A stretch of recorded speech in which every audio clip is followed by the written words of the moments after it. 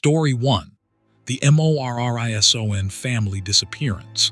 The Morrison family had been planning their Appalachian camping trip for 8 months. David Morrison, a 42-year-old accountant from Charlotte, North Carolina, had promised his wife Sarah and their 2 children, 14-year-old Emma and 10-year-old Jake, an adventure they would never forget. He had researched the perfect spot in the Pisgah National Forest, a secluded area near the Davidson River known for its pristine beauty and relative isolation. They arrived on October 12, 2019, just as the autumn leaves were reaching their peak brilliance. David had camped extensively in his youth and felt confident in his abilities. He had packed all the necessary gear, emergency supplies, a GPS device, satellite phone, and enough food for their planned 5-day excursion. The weather forecast predicted clear skies and mild temperatures. Sarah, though less experienced with wilderness camping, trusted her husband's judgment completely. The children were excited, especially Jake, who had been reading survival books for weeks in preparation. They set up camp in a small clearing surrounded by towering oak and maple trees, their branches forming a canopy overhead that filtered the afternoon sunlight into golden streams. The first day passed perfectly. They hiked along marked trails, identifying birds and plants, collecting interesting rocks, and taking countless photographs. Emma documented everything in a journal she had brought specifically for the trip. That evening, they roasted marshmallows and told stories around the campfire, while the forest sounds created a natural symphony around them. The second day began with an early morning fog that clung to the ground like a living thing. David noticed it seemed unusually thick, reducing visibility to barely 20 feet, but he attributed it to the typical mountain weather patterns. They decided to take a moderate hike to a waterfall marked on David's topographical map, about 3 miles from their campsite. He carefully noted their route, marking trees with biodegradable tape as they went, a precaution he had learned years ago. The fog persisted throughout the morning, never quite lifting despite the sun rising higher in the sky. Around noon, Sarah mentioned that the forest seemed quieter than the previous day. The observation struck David as accurate but not immediately concerning. Bird calls had diminished to almost nothing, and the usual rustling of small animals in the underbrush had ceased entirely. Emma noted in her journal that silence felt heavy and wrong. Jake, typically energetic and talkative, had grown subdued, staying close to his mother and frequently looking over his shoulder at the fog-shrouded trees behind them. They reached the waterfall location according to David's GPS, but found no waterfall. Instead, they discovered a peculiar rock formation that seemed almost deliberately arranged. Stones stacked in impossible angles that defied natural geological processes. David checked his GPS repeatedly, confused by the coordinates that insisted they were in the correct location. He pulled out his satellite phone to check for any messages or updates, but the device showed no signal despite being in an area that should have had clear satellite coverage. The family decided to return to camp, following David's marked trail backward. After walking for what should have been 45 minutes, they realized something was fundamentally wrong. None of the trees bore David's biodegradable markers.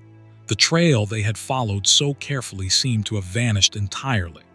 David tried to remain calm for his family's sake, but his internal alarm was screaming. He was an experienced navigator and the GPS still functioned, showing their position relative to the campsite. They should have been there already. As afternoon stretched into evening, the fog grew denser rather than dissipating. The temperature dropped precipitously, far more than the forecast had predicted. David noticed that his GPS seemed to be malfunctioning in a way he had never encountered. The coordinates kept shifting slightly, as if their position was moving even when they stood still, or as if the campsite itself was relocating. Sarah tried to hide her growing panic from the children, but Emma was old enough to recognize the fear in her parents' eyes. They walked for hours, the forest around them becoming increasingly unfamiliar. The trees seemed wrong somehow, their bark patterns unlike anything David recognized from his years of hiking. Some trunks appeared to have faces worked into their grain, expressions of silent agony or warning that could have been pareidolia but felt too intentional, too deliberate. Jake began crying, exhausted and frightened. David finally made the decision to stop and make camp for the night, using their emergency supplies to create a temporary shelter. That night, none of them truly slept. The silence of the forest was absolute, broken only by occasional sounds that resembled footsteps circling their position, always just beyond the reach of their flashlights. Sarah swore she heard whispering, voices that might have been wind through branches but formed words in a language she almost understood.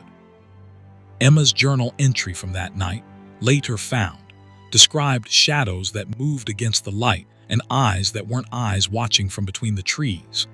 Morning brought no relief. The fog remained, and David's GPS had ceased functioning entirely, the screen displaying symbols that looked like no language or error code he recognized. The satellite phone remained dead. David made the difficult decision to choose a direction and commit to it, hoping to reach the forest boundary or a road. They walked all day, rationing their water and remaining food. The forest never changed, never thinned, never showed any sign of human presence or the edge they desperately sought.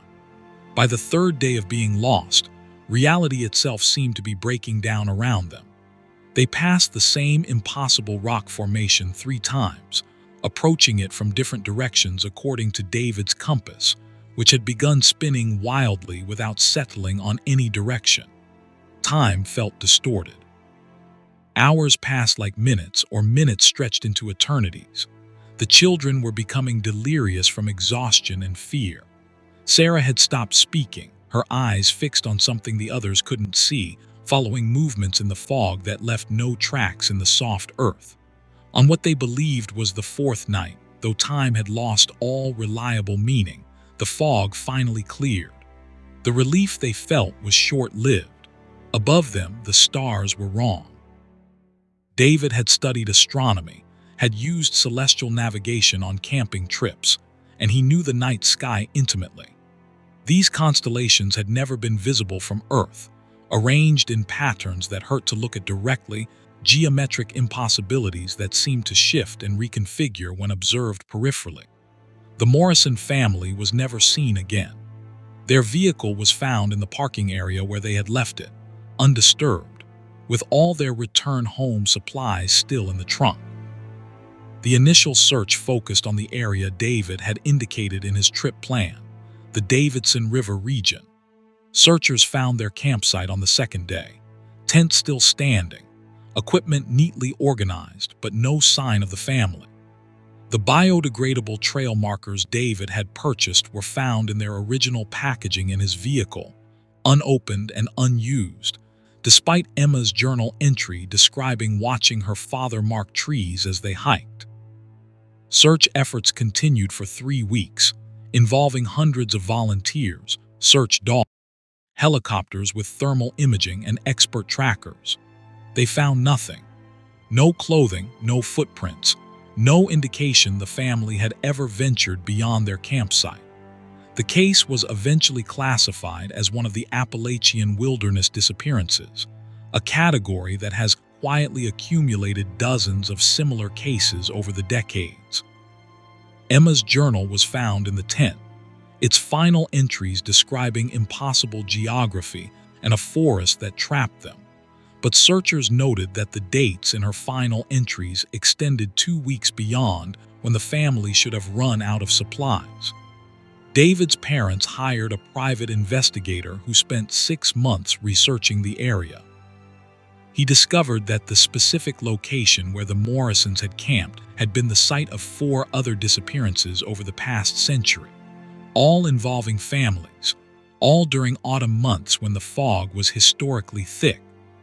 Local old-timers, when pressed, spoke in vague terms about areas of the forest where the boundaries were thin, where the Appalachian Mountains remembered older geographies, older rules. The investigators' final report recommended that the specific coordinates be marked as hazardous, but no official action was ever taken.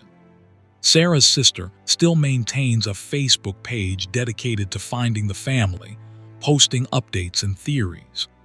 Every October, on the anniversary of their disappearance, she hikes to their last known campsite and leaves flowers.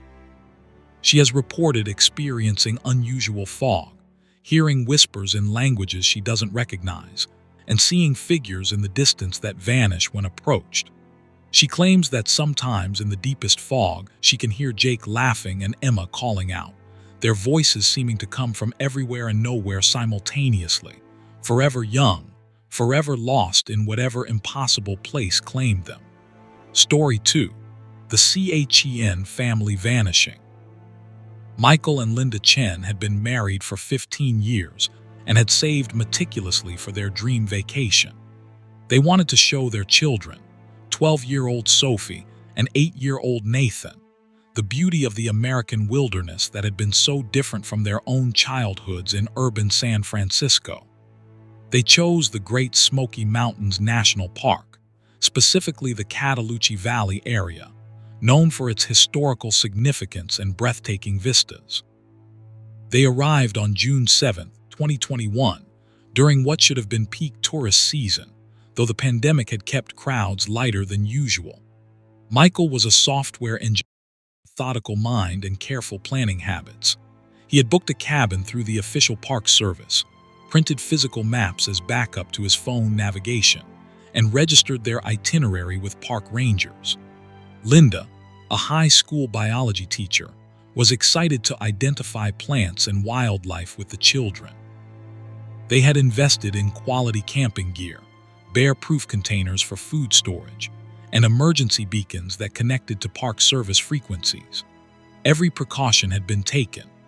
The cabin was rustic but comfortable, situated 2 miles from the nearest neighbor along a gravel road that wound through dense forest. Cataloochee Valley was one of the most remote accessible areas in the park, valued precisely for its isolation and preservation of historical structures from early Appalachian settlers. The first evening, they explored the cabin and surrounding area, delighted by the authentic experience. Nathan discovered a creek about 100 yards behind the cabin, clear water rushing over smooth stones, and begged to go fishing the next day. Their first full day passed idyllically. They drove to various historical sites in the valley, visited the restored Palmer Chapel and schoolhouse, and saw a small elk herd grazing in a meadow at dusk. Sophie took photographs with a new camera, documenting everything with typical preteen enthusiasm. They returned to the cabin as darkness fell, cooked dinner on the propane stove, and played board games by lantern light. Linda wrote in their shared travel journal that it was already the best vacation they had ever taken. The next morning, June 9th, they decided to hike to a nearby overlook that Michael had researched online. The trail was rated as moderate difficulty, approximately 4 miles round trip, well-maintained and clearly marked. They packed lunches, water, first aid supplies, and Michael's GPS unit. They left the cabin at 9 a.m., informing no one of their specific plans since it was a short hike, and they expected to return by early afternoon. The trail began behind their cabin, marked with a weathered wooden sign that indicated the overlook distance and estimated hiking time. The ascent was steeper than anticipated, but the family was in good physical condition and made steady progress. Sophie continued her photography, capturing images of unusual mushrooms, interesting trees, and Nathan posing heroically on rocks. Linda identified several plant species, explaining their ecological roles to the children. Michael checked their progress on his GPS, noting they were making slightly better time than the trail estimate suggested. The morning was beautiful, temperature in the mid-70s, with a gentle breeze carrying the scent of pine and wildflowers. They reached what should have been the overlook around 11:30. Instead of the promised vista, they found themselves in a small clearing surrounded by dense rhododendron thickets. Michael checked his GPS, confused. The coordinates indicated they were at the correct location, but there was no overlook, no viewpoint, nothing resembling the photographs he had seen online.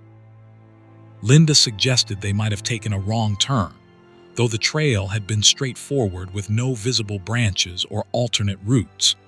Michael decided to use his phone to check their location with a different app, but discovered he had no cellular signal, which was expected in the mountains but frustrating nonetheless. They ate lunch in the clearing, discussing whether to continue searching for the overlook or return to the cabin. During their meal, Nathan pointed out that he couldn't hear any birds anymore. The observation was accurate. The forest had fallen completely silent. No bird calls, no insect sounds, no rustling of small animals in the underbrush. The wind had stopped entirely, leaving the air unnaturally still. They decided to head back to the cabin, following the trail they had ascended. After 20 minutes of hiking, Michael realized something was wrong. The trail markers they had been following upward were absent on the descent.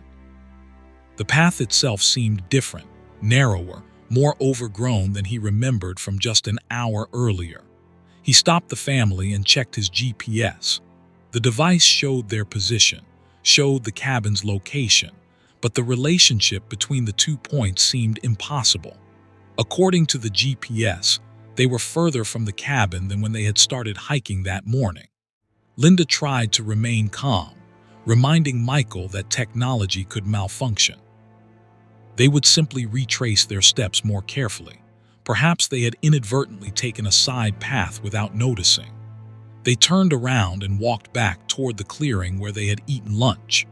Except they never found the clearing.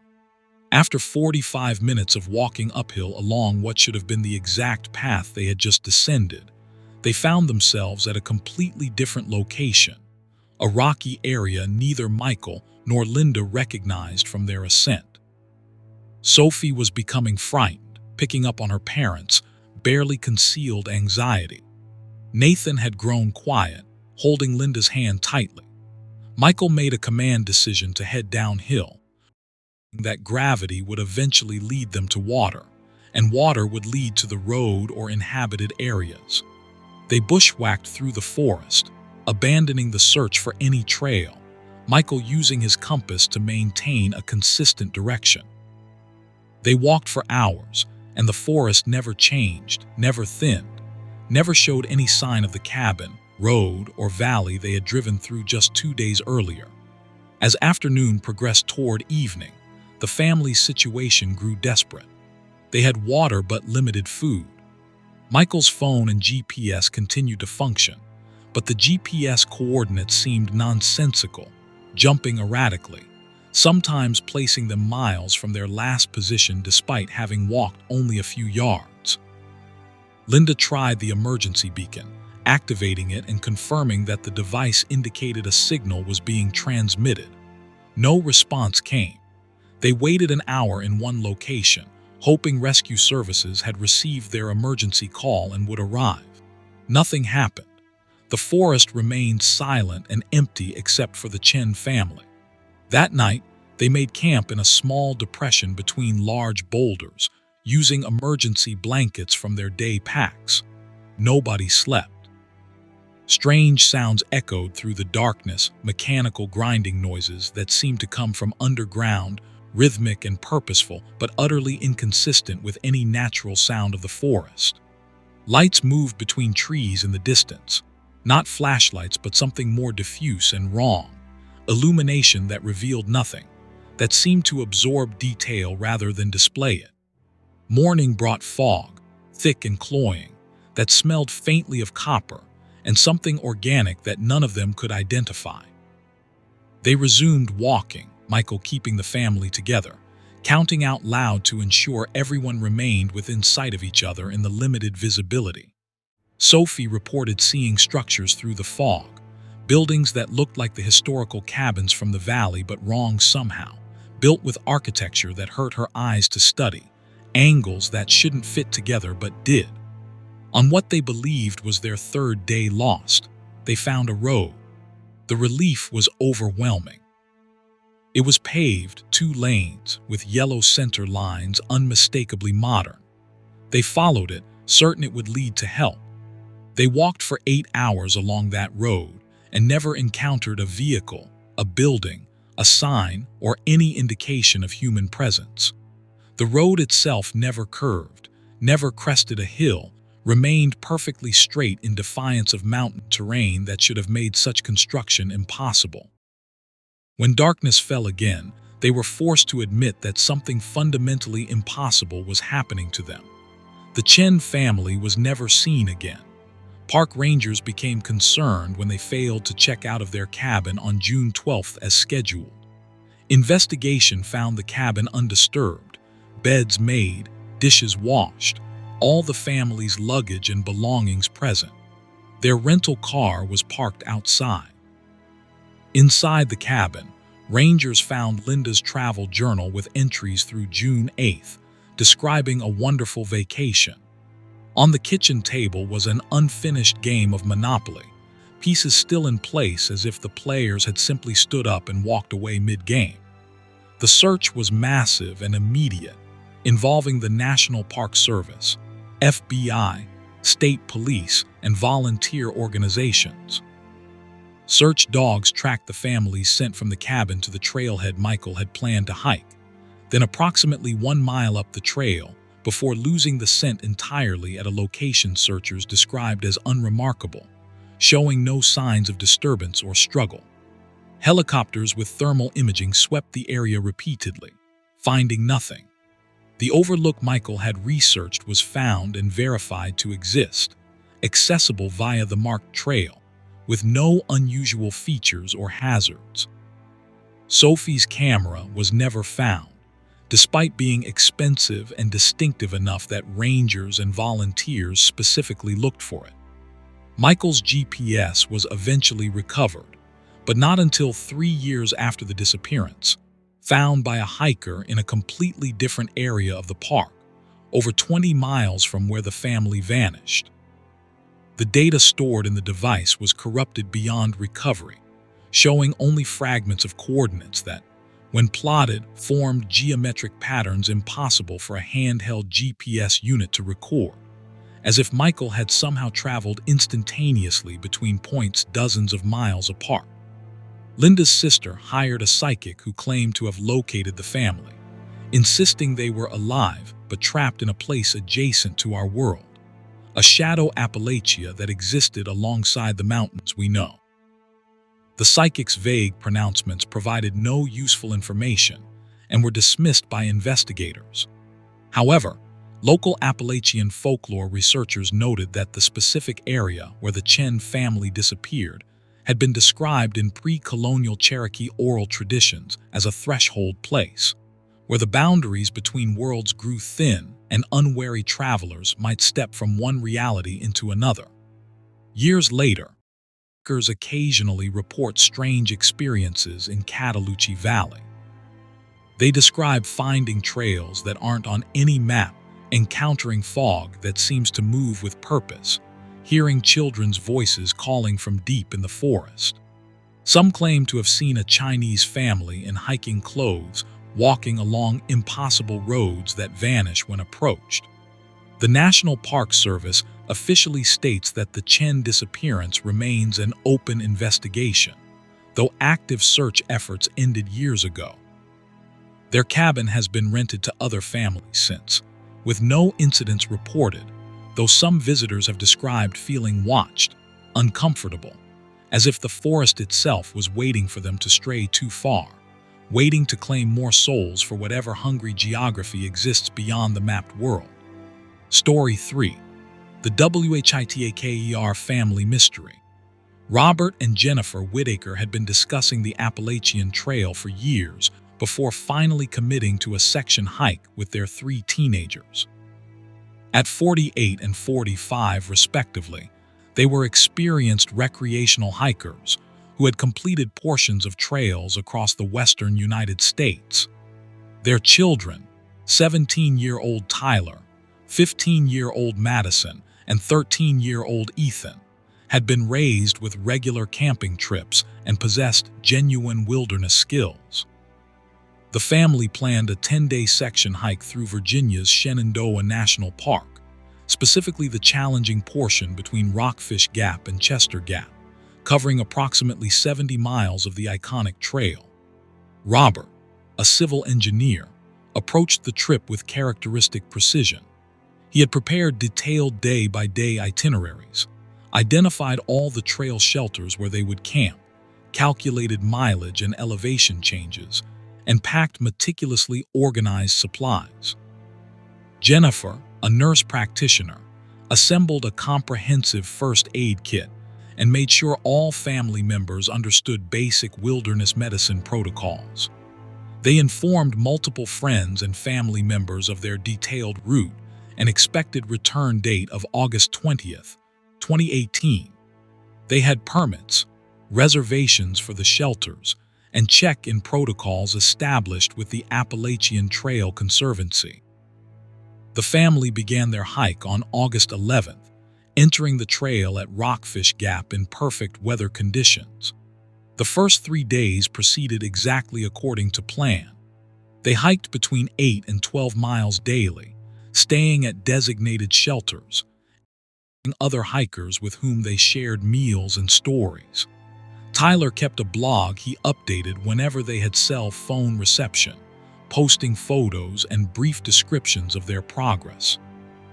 His last update, posted on August 13th from a location with sporadic signal, showed the family smiling at a trail marker, everyone looking healthy and happy. August 14th was planned as their most challenging day, a 15-mile stretch with significant elevation gain and descent, passing through a remote section of the park with no road crossings or facilities. They left that morning's shelter at dawn, as reported by 2 other hikers who stayed at the same location. The Whitakers were in good spirits, the teenagers joking with their parents, everyone looking forward to reaching the next shelter where they had planned a rest day to recover from the difficult hike. They never arrived at that shelter. When the family failed to appear by dark, the shelter's volunteer caretaker became concerned but not alarmed, assuming the Whitakers had decided to camp elsewhere or had been delayed by the challenging terrain. When they failed to arrive the following day, and another hiker reported not passing them on the trail despite hiking the same section, the caretaker contacted park rangers and initiated emergency protocols. The search began immediately and intensively. Rangers and volunteers swept the trail section between the 2 shelters, a well-maintained and clearly marked path that saw regular use throughout the hiking season. Search and rescue dogs tracked the family's scent from the morning shelter approximately 4 miles along the trail, then lost it completely at a spot designated only by GPS coordinates, a location unremarkable in every way. There was no side trail, no steep drop-off, no stream crossing, nothing to explain why an experienced family of 5 would leave the main trail. Helicopters surveyed the area. Thermal imaging detected no human heat signatures. Ground searches expanded to cover thousands of acres surrounding the suspected location. Searchers found absolutely nothing. No backpacks, clothing, equipment, or any sign the Whitaker family had ever existed. Tyler's phone, which had been actively posting to social media and GPS tracking apps, ceased transmitting location data at approximately 11 a.m. on August 14th, at coordinates that placed him on the trail where the scent trail ended. The investigation revealed increasingly strange details. Other hikers who had been on the same trail section that day were interviewed extensively. 3 separate parties reported weather conditions that differed dramatically from each other and from official weather station data. One couple described bright sunshine and warm temperatures. A solo hiker reported thick fog that reduced visibility to a few feet. A group of 4 college students insisted it had rained heavily for several hours. Weather records showed partly cloudy skies with no precipitation and temperatures in the mid-70s, matching none of the eyewitness accounts. More disturbing were reports from hikers who believed they may have encountered the Whittakers after they should have vanished. A woman who had passed through the same section 2 days after the family disappeared described meeting a family matching their description hiking in the opposite direction, back toward where they had started.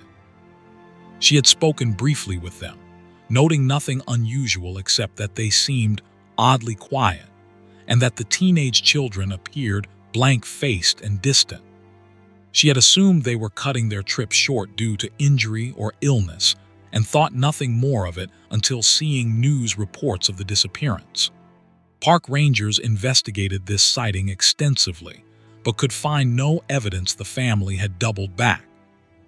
Trail cameras installed at the entry point they would have had to use showed no images of the Whittakers.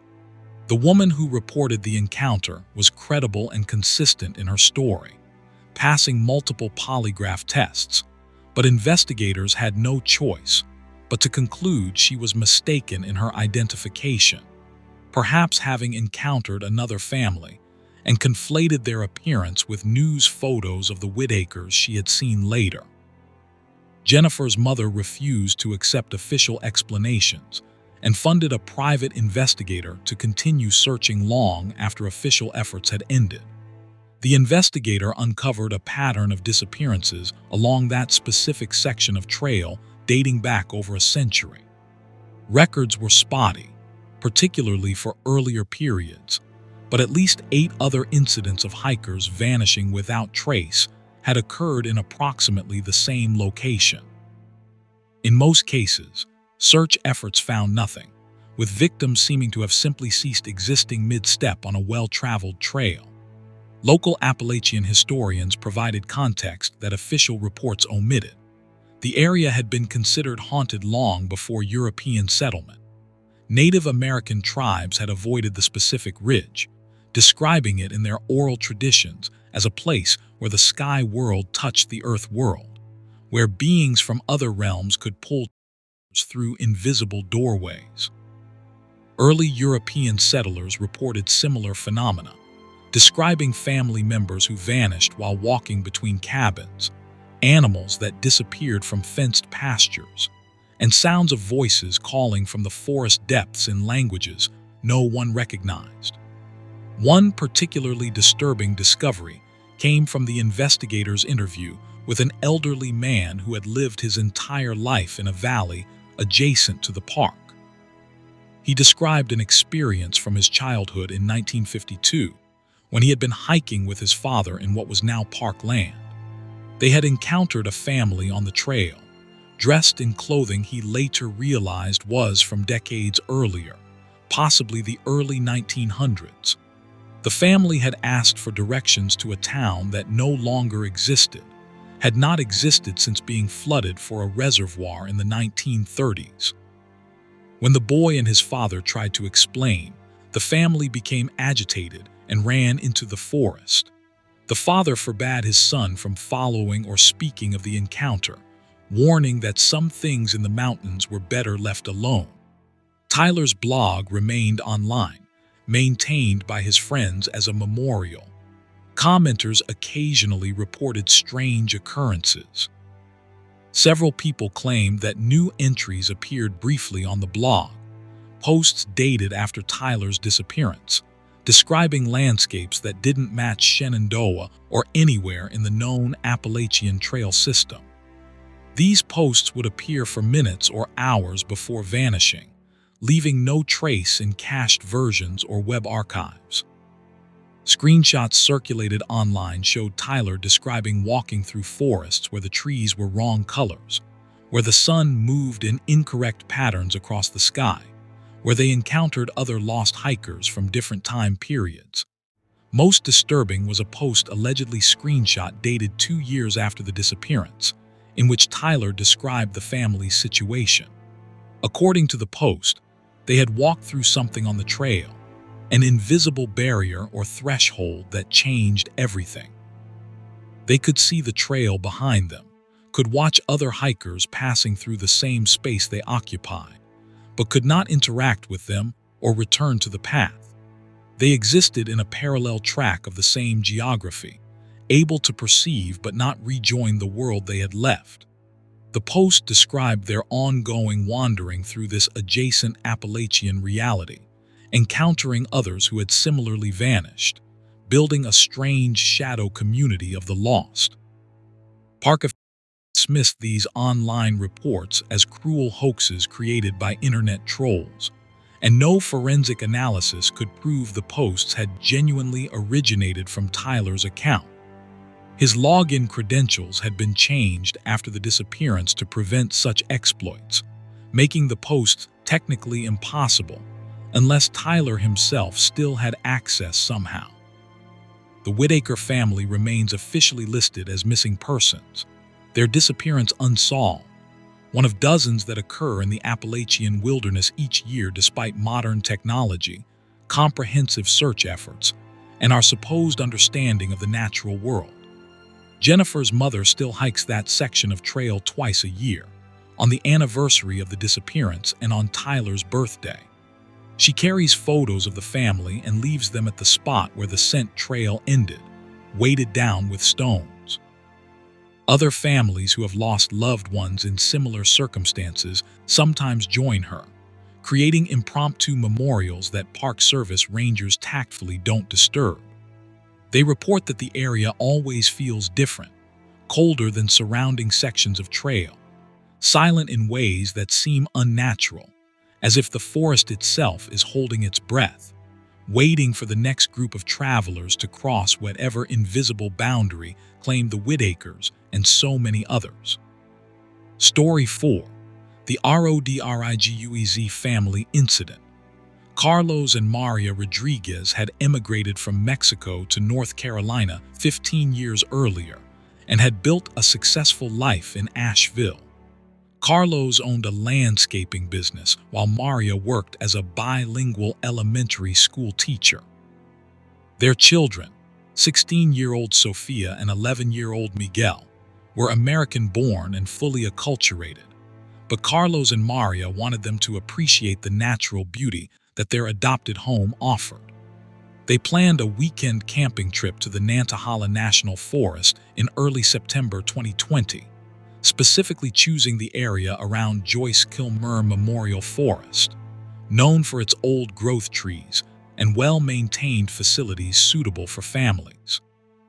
The Rodriguez family arrived at their reserved campsite on Friday, September 4th, just as schools were reopening after pandemic closures.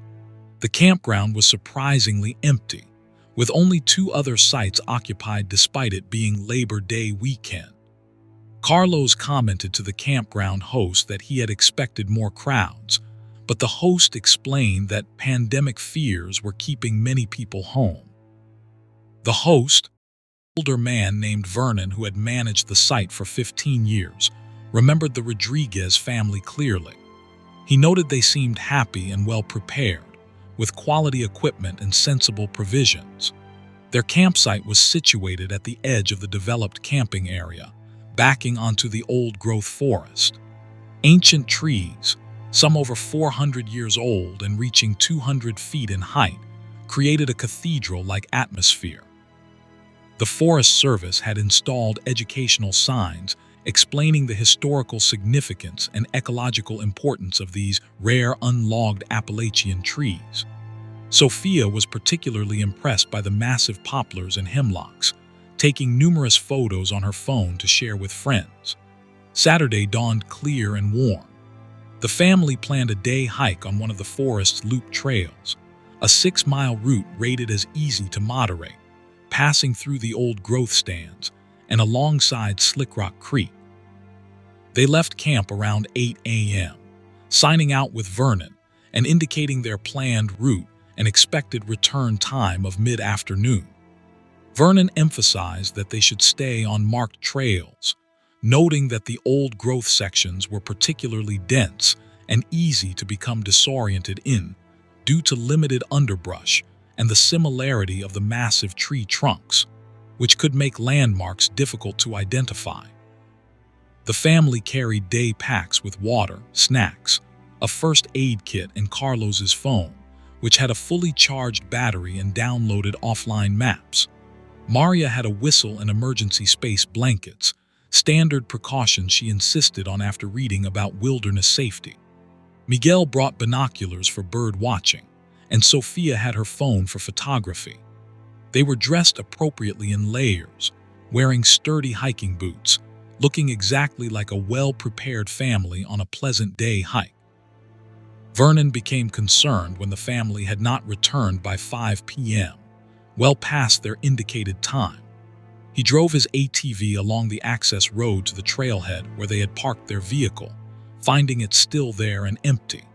He contacted the Forest Service ranger station, initiating standard protocols for overdue hikers.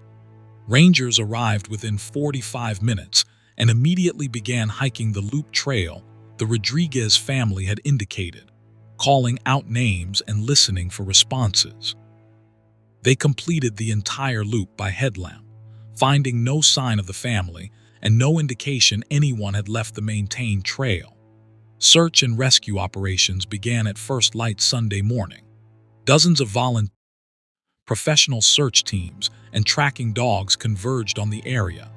The loop trail was straightforward, well marked with frequent blazes, and had no dangerous features. It seemed inconceivable that an entire family could vanish from such a benign route. Dogs picked up the family's scent and followed it for approximately 3 miles along the trail, entering the old growth section, then stopped at a specific location and refused to continue.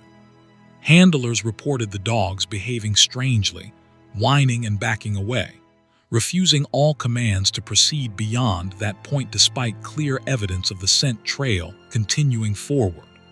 Searchers thoroughly investigated the area where the dogs stopped. They found nothing unusual, no signs of struggle, no abandoned gear, no indication of any incident. The trail continued normally through towering trees, their massive trunks rising like pillars, their canopy so dense that little sunlight penetrated to the forest floor. The absence of undergrowth made visibility excellent, allowing searchers to see hundreds of feet in multiple directions. The Rodriguez family was not there. As the search expanded, strange reports began accumulating. Multiple searchers reported experiencing severe disorientation in the old growth section, despite being experienced outdoors people familiar with the area. They described sudden confusion about direction, inability to locate the trail despite being only yards from it, and a disturbing sensation of being watched by something vast and ancient.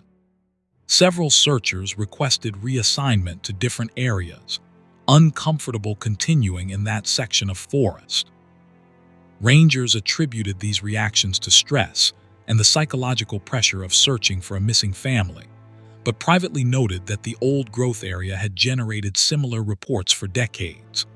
On the third day of searching, a volunteer found Sophia's phone. The location was bizarre, lodged in a tree hollow approximately 15 feet above ground level, in a tree that was at least 300 years old.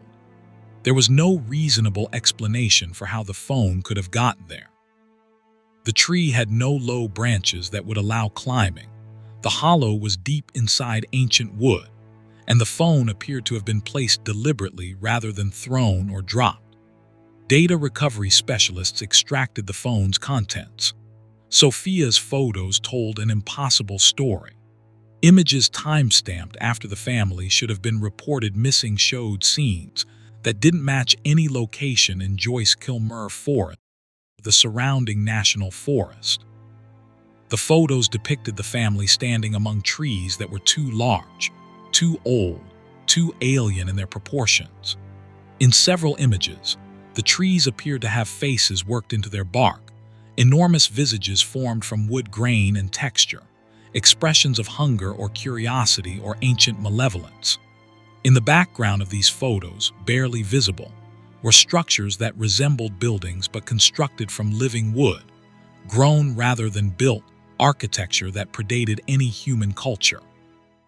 The final photos were nearly impossible to look at directly. The images seemed to shift and blur when viewed, causing severe nausea and headaches in everyone who attempted to study them. Photo analysts reported that the files were corrupted in ways that suggested the camera had recorded something reality itself rejected, data that should not exist. In these final images, the Rodriguez family stood in a clearing surrounded by beings that might have been human once, but had transformed into something else, something that belonged to the forest in a fundamental way, absorbed into its ancient biological intelligence. Carlos's phone was never found. Maria's emergency whistle was discovered 6 months later by a completely different hiker in a section of forest 12 miles from where the family disappeared, an area that search teams had never covered, because it was impossibly far for a family to reach in the time available. The whistle was wrapped in what appeared to be plant material that botanists could not identify, fibers that resembled no known species, but showed clear evidence of having been deliberately woven. Miguel's binoculars were found under circumstances that made news services skeptical about including the detail in their reports. A hunter discovered them in November, months after the disappearance, in the crook of a tree that had clearly grown around them. Dendrochronology analysis suggested the tree wood surrounding the binoculars was at least 30 years old, meaning the binoculars had somehow been incorporated into the tree decades before Miguel was born, before the binoculars model was manufactured. Park Service officials quietly removed the item from evidence records, unable to explain the impossibility. The search officially ended after 3 weeks with no trace of the Rodriguez family beyond the enigmatic phone and its disturbing images. Carlos's business was dissolved, his workers sharing his equipment among themselves. Maria started a memorial service that drew hundreds of people, students and parents grieving a beloved teacher. Sophia's friends created social media tributes that remained active for years. Miguel's 6th grade class planted a tree in his memory at the school. Vernon, the campground host, retired shortly after the incident. In private conversations, he admitted that the Rodriguez disappearance had not been the first strange incident he had witnessed in his 15 years managing the site. He described at least 3 other cases of campers reporting disturbing experiences in the old-growth section, seeing things that shouldn't exist, hearing voices in languages that predated modern human speech. Most concerning were the campers who returned from day hikes with no memory of their experiences, missing time they couldn't account for, sometimes returning with inexplicable injuries or objects they didn't remember acquiring. Local Cherokee elders, when approached by a journalist investigating the disappearance, spoke carefully about the old-growth forests. They explained that these ancient trees, hundreds of years old, possessed forms of awareness that young forests lacked. The trees remembered things, they said, remembered times before human beings walked these mountains, and sometimes those memories became active, pulling people into pasts or possibilities that existed alongside our normal reality. The land had rules older than our understanding, and families who violated those rules, even unknowingly, might find themselves subject to forces our modern worldview had no framework to comprehend. The Joyce Kilmer Memorial Forest remains open to visitors. The loop trail the Rodriguez family hiked is still maintained and used regularly. Forest Service signs warn hikers to stay on marked trails, maintain awareness of their surroundings, and report any unusual experiences immediately. What the signs don't mention are the continued reports of missing time, strange encounters, and the occasional discovery of objects that shouldn't exist, placed in locations that defy explanation. The massive old-growth trees stand silent and ancient, keeping whatever secrets they hold, witnesses to mysteries our civilization is not equipped to understand or resolve. Story 5. The Patterson Family Enigma. Gregory and Amanda Patterson were celebrating their 20th wedding anniversary with a trip they had planned for over a year. Both were successful professionals from Atlanta, Georgia. Gregory, a corporate attorney, and Amanda, a hospital administrator. Their daughters, 13-year-old twins Olivia and Isabel, were enrolled in a prestigious private school and had been raised with every advantage. The family had vacationed extensively, but had never explored the Appalachian wilderness. They chose the Monongahela National Forest in West Virginia for October 2017, attracted by descriptions of pristine beauty and the promise of seeing autumn foliage at its peak. They rented a luxury cabin through a private service, a modern structure with all amenities located approximately 5 miles from the nearest small town of Durbin. The cabin sat at the end of a long gravel driveway surrounded by dense forest, offering privacy and mountain views. Gregory paid premium rates for the isolation, wanting genuine wilderness experience without sacrificing comfort.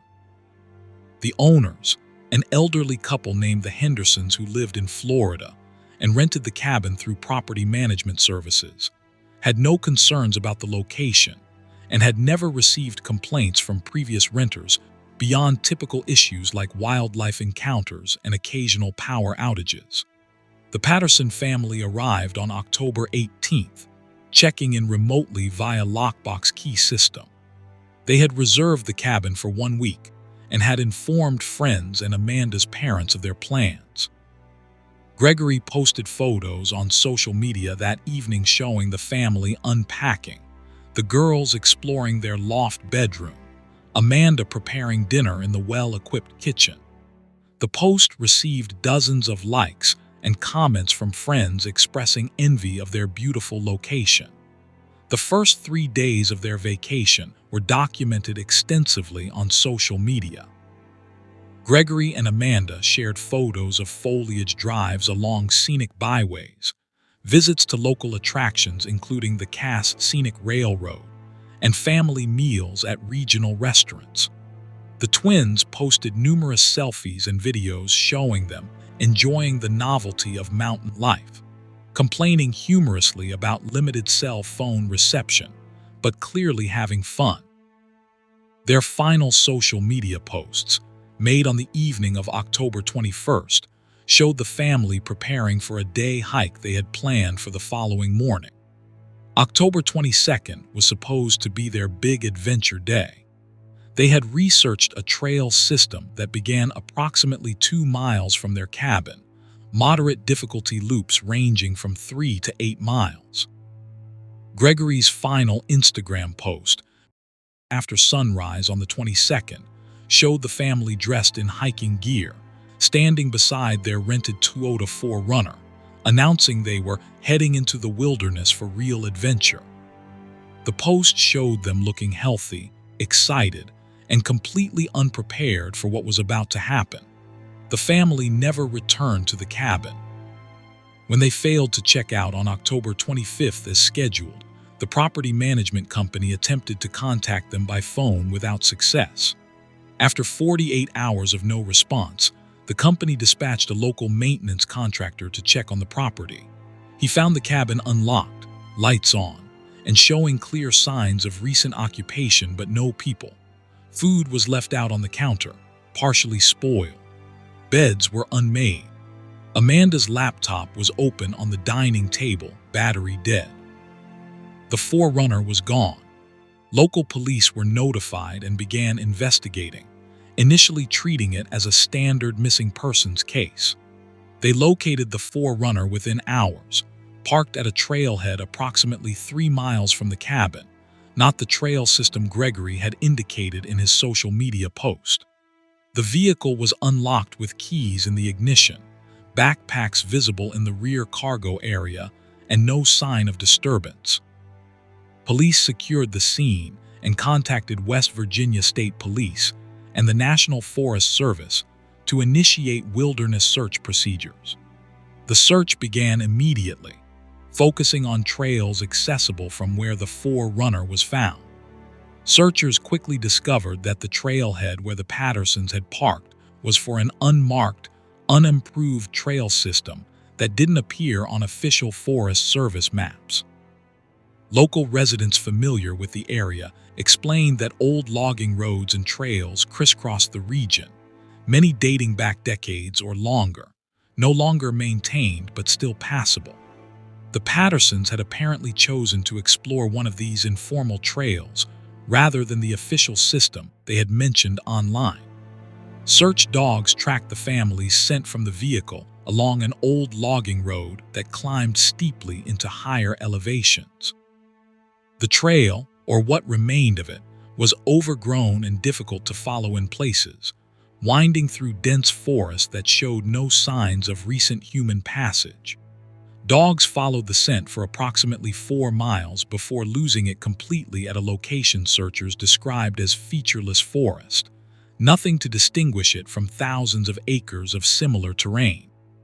Ground searches expanded from that point, covering miles in action, finding nothing. Helicopter searches with thermal imaging revealed something strange. In a small valley approximately 2 miles from where the ground scent trail ended, thermal cameras detected what appeared to be a structure. Ground teams bushwhacked through difficult terrain to investigate, discovering the ruins of an old homestead, likely dating from the early 1900s or earlier. The structure was barely standing, walls collapsed, roof gone, nothing more than a foundation and partial walls being reclaimed by the forest. Search teams found evidence of recent human presence at the site. The evidence was profoundly disturbing. Someone had arranged items in and around the ruins, creating patterns that seemed ritualistic. Stones were stacked in careful spirals. Branches were woven into geometric shapes and hung from surviving wall sections. Most distressing were personal items clearly belonging to the Patterson family, arranged in a circle around what had been the homestead's central room. Olivia's jacket, Isabel's hiking boot, Amanda's water bottle, Gregory's wallet. Each item was placed deliberately, almost reverently, as part of a display whose purpose investigators could not determine. The girls' phones were found inside the ruins, placed face up on what remained of the stone hearth, their screens shattered in identical patterns despite being different models. Data recovery revealed their final photos, taken inside the ruined homestead. The images showed the family standing in the ruins, but in the photos, the structure appeared intact and occupied. Background details showed a complete cabin with furniture, lit lanterns, and human figures that were not the Pattersons, people dressed in clothing from a century earlier, staring at the camera with expressions of hunger or malice or desperate warning. More disturbing were photos that appeared to be taken by someone else, shots that showed the Patterson family from external perspectives they could not have captured themselves. These images showed Gregory and Amanda looking confused and frightened, the twins holding hands and crying, surrounded by the ruins. But in these photos, other people were visible, transparent figures that seemed to occupy the same space as the solid Pattersons, ghosts or echoes interacting with the family, reaching toward them, mouths open in silent screams or entreaties. The investigation uncovered the history of the homestead. Land records showed it had been the site of a family farm occupied by the Cutler family from 1884 until 1923, when all 7 family members vanished. Period newspaper archives described the disappearance as mysterious, noting that the family had simply ceased appearing in town for supplies, and when concerned neighbors investigated, they found the homestead empty but undisturbed, as if the family had walked away mid-task and never returned. No bodies were ever found, and the property was eventually absorbed back into forest as the area depopulated during the Great Depression. A historian specializing in West Virginia mountain culture provided additional context. The specific hollow where the homestead stood had a reputation in regional folklore as a threshold place, where boundaries between the living world and something else grew thin during certain times of year. Stories passed down through generations described people vanishing in the area, particularly in autumn when the veil was supposedly thinnest. Locals had historically avoided the hollow, and even during heavy logging in the early 20th century, that particular area had been left untouched, not for any commercial reason, but because work crews refused to enter it, claiming they heard voices and saw figures moving among the trees. The search for the Patterson family continued for months, gradually winding down as no additional evidence was found. The personal items discovered at the homestead site were released to Amanda's parents, who arranged a memorial service without bodies to bury. Gregory's law firm established a scholarship fund in the family's name. The twins' school held a remembrance assembly that left staff and students struggling to process the loss. Friends organized fundraisers for continued private search efforts that found nothing. Strangest were the reported sightings. Over the following years, at least a dozen people claimed to have encountered the Patterson family in the Monongahela National Forest. Hikers described meeting a family matching their description who asked for directions using terms and place names that no longer existed, referencing towns abandoned decades ago. Some claimed the family appeared translucent or shadowy, visible one moment and gone the next. Others reported seeing them at the ruined homestead, reenacting some cycle of activity, appearing and disappearing like images projected from another time. The cabin the Pattersons had rented remained available for rental, though the management company began screening inquiries more carefully and providing warnings about wilderness safety. Some renters reported unusual experiences, hearing voices in the forest at night, seeing lights moving among trees in patterns suggesting human activity, though no one was there. A few reported finding objects that hadn't been present when they arrived, old items like century-old tools or clothing that vanished when authorities were called to investigate. The Hendersons eventually sold the property at a significant loss to a local buyer who understood the area's reputation and was unbothered by its history. He reported no unusual incidents and continues to rent the cabin today, though he admits that certain nights, particularly in October, he sometimes hears what sounds like a family calling to each other in the woods, voices that seem to come from nowhere and everywhere, echoes of people trapped between moments, lost in geography that refuses to release them. The Monongahela Forest keeps its secrets, and the Patterson family has become one more chapter in the long litany of those who entered the Appalachian wilderness and never returned, their fate a mystery that defies rational explanation. Story 6. The Delgado family case.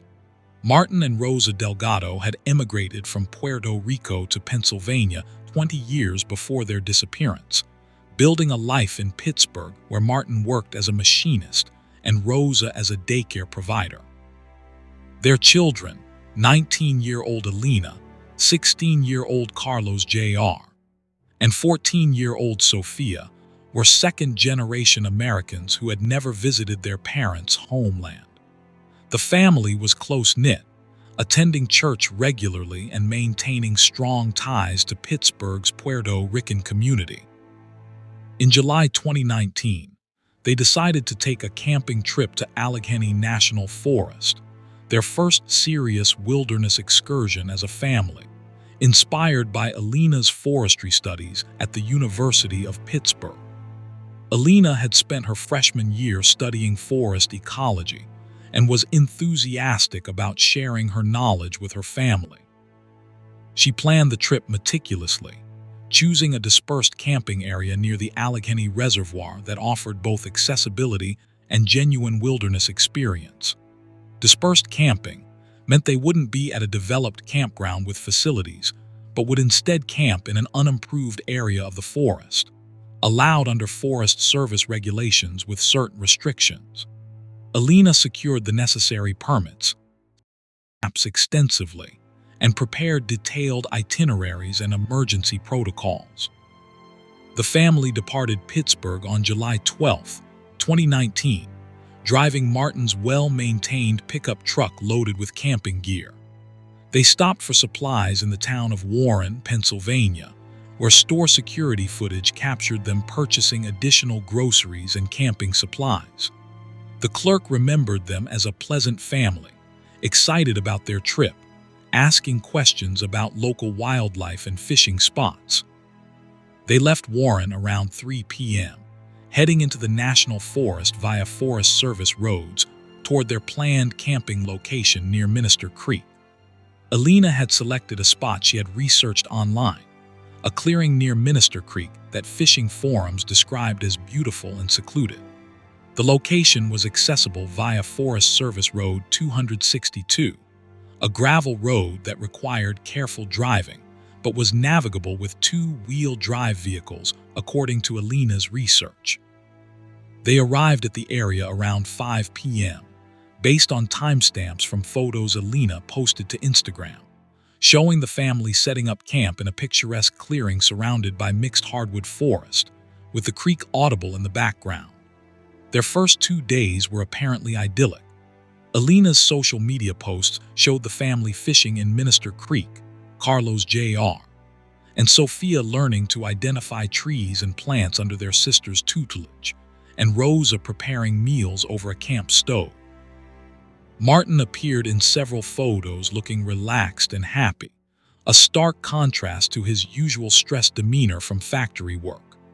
The posts received positive engagement from friends and family, many commenting that the Delgados looked wonderfully happy in nature. Alina's final social media post was made on the evening of July 14th, a photo of the family gathered around their campfire as darkness fell, faces illuminated by flames, the surrounding forest visible as dark shapes beyond the fire's circle of light. Her caption read, "Best family trip ever, feeling so connected to nature and each other. Tomorrow we're exploring further up the creek. Love this." The post seemed entirely normal, showing a family having a wonderful experience with no hint of impending disaster. July 15th, the family did not check in with Alina's roommate as planned. Alina had arranged to send a text message by noon that day when they would be in an area with cell reception, confirming they were safe and on schedule. When no message arrived by evening, the roommate contacted Rosa's sister, who then called the Pennsylvania State Police to report concern.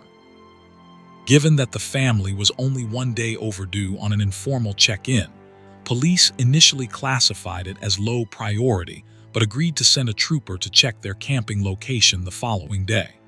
The state trooper, accompanied by a Forest Service ranger, located the Delgado campsite on July 16th around midday. They found a scene that was both perfectly ordinary and deeply wrong. The camp was intact and organized. The tent was properly erected and closed. Camping gear was neatly arranged. Food was properly stored in bear-proof containers. The camp stove sat on its designated camp table. Martin's truck was parked nearby, keys in the ignition. Nothing appeared disturbed or abandoned in haste. The family was simply gone. Inside the tent, investigators found all the family's personal belongings. Wallets, phones, identification, medications, spare clothing, everything a family would need for camping was present. The phones were dead or dying, batteries drained, but data recovery showed nothing unusual in their final usage. The last photos on Alina's phone were from the morning of July 15th, showing the family preparing for a hike along Minister Creek, wearing day packs and looking excited. Carlos Jr.'s phone showed similar images from slightly different angles. Most puzzling was a journal Alina had been keeping for her ecology class, documenting plants, wildlife, and environmental observations. Her entries progressed normally through July 14th, describing species she had identified and ecological principles she was observing in action. Then came a July 15th entry that made no sense. The handwriting was Alina's, but increasingly erratic. She described the forest changing as they hiked, trees becoming arranged in patterns that hurt to perceive, the creek running uphill, the sun moving wrongly across the sky. She wrote about Minister Creek becoming something else, water flowing with colors that didn't exist, carrying sounds that formed words in a language she somehow understood but had never heard. The entry deteriorated into fragmented phrases and sketches.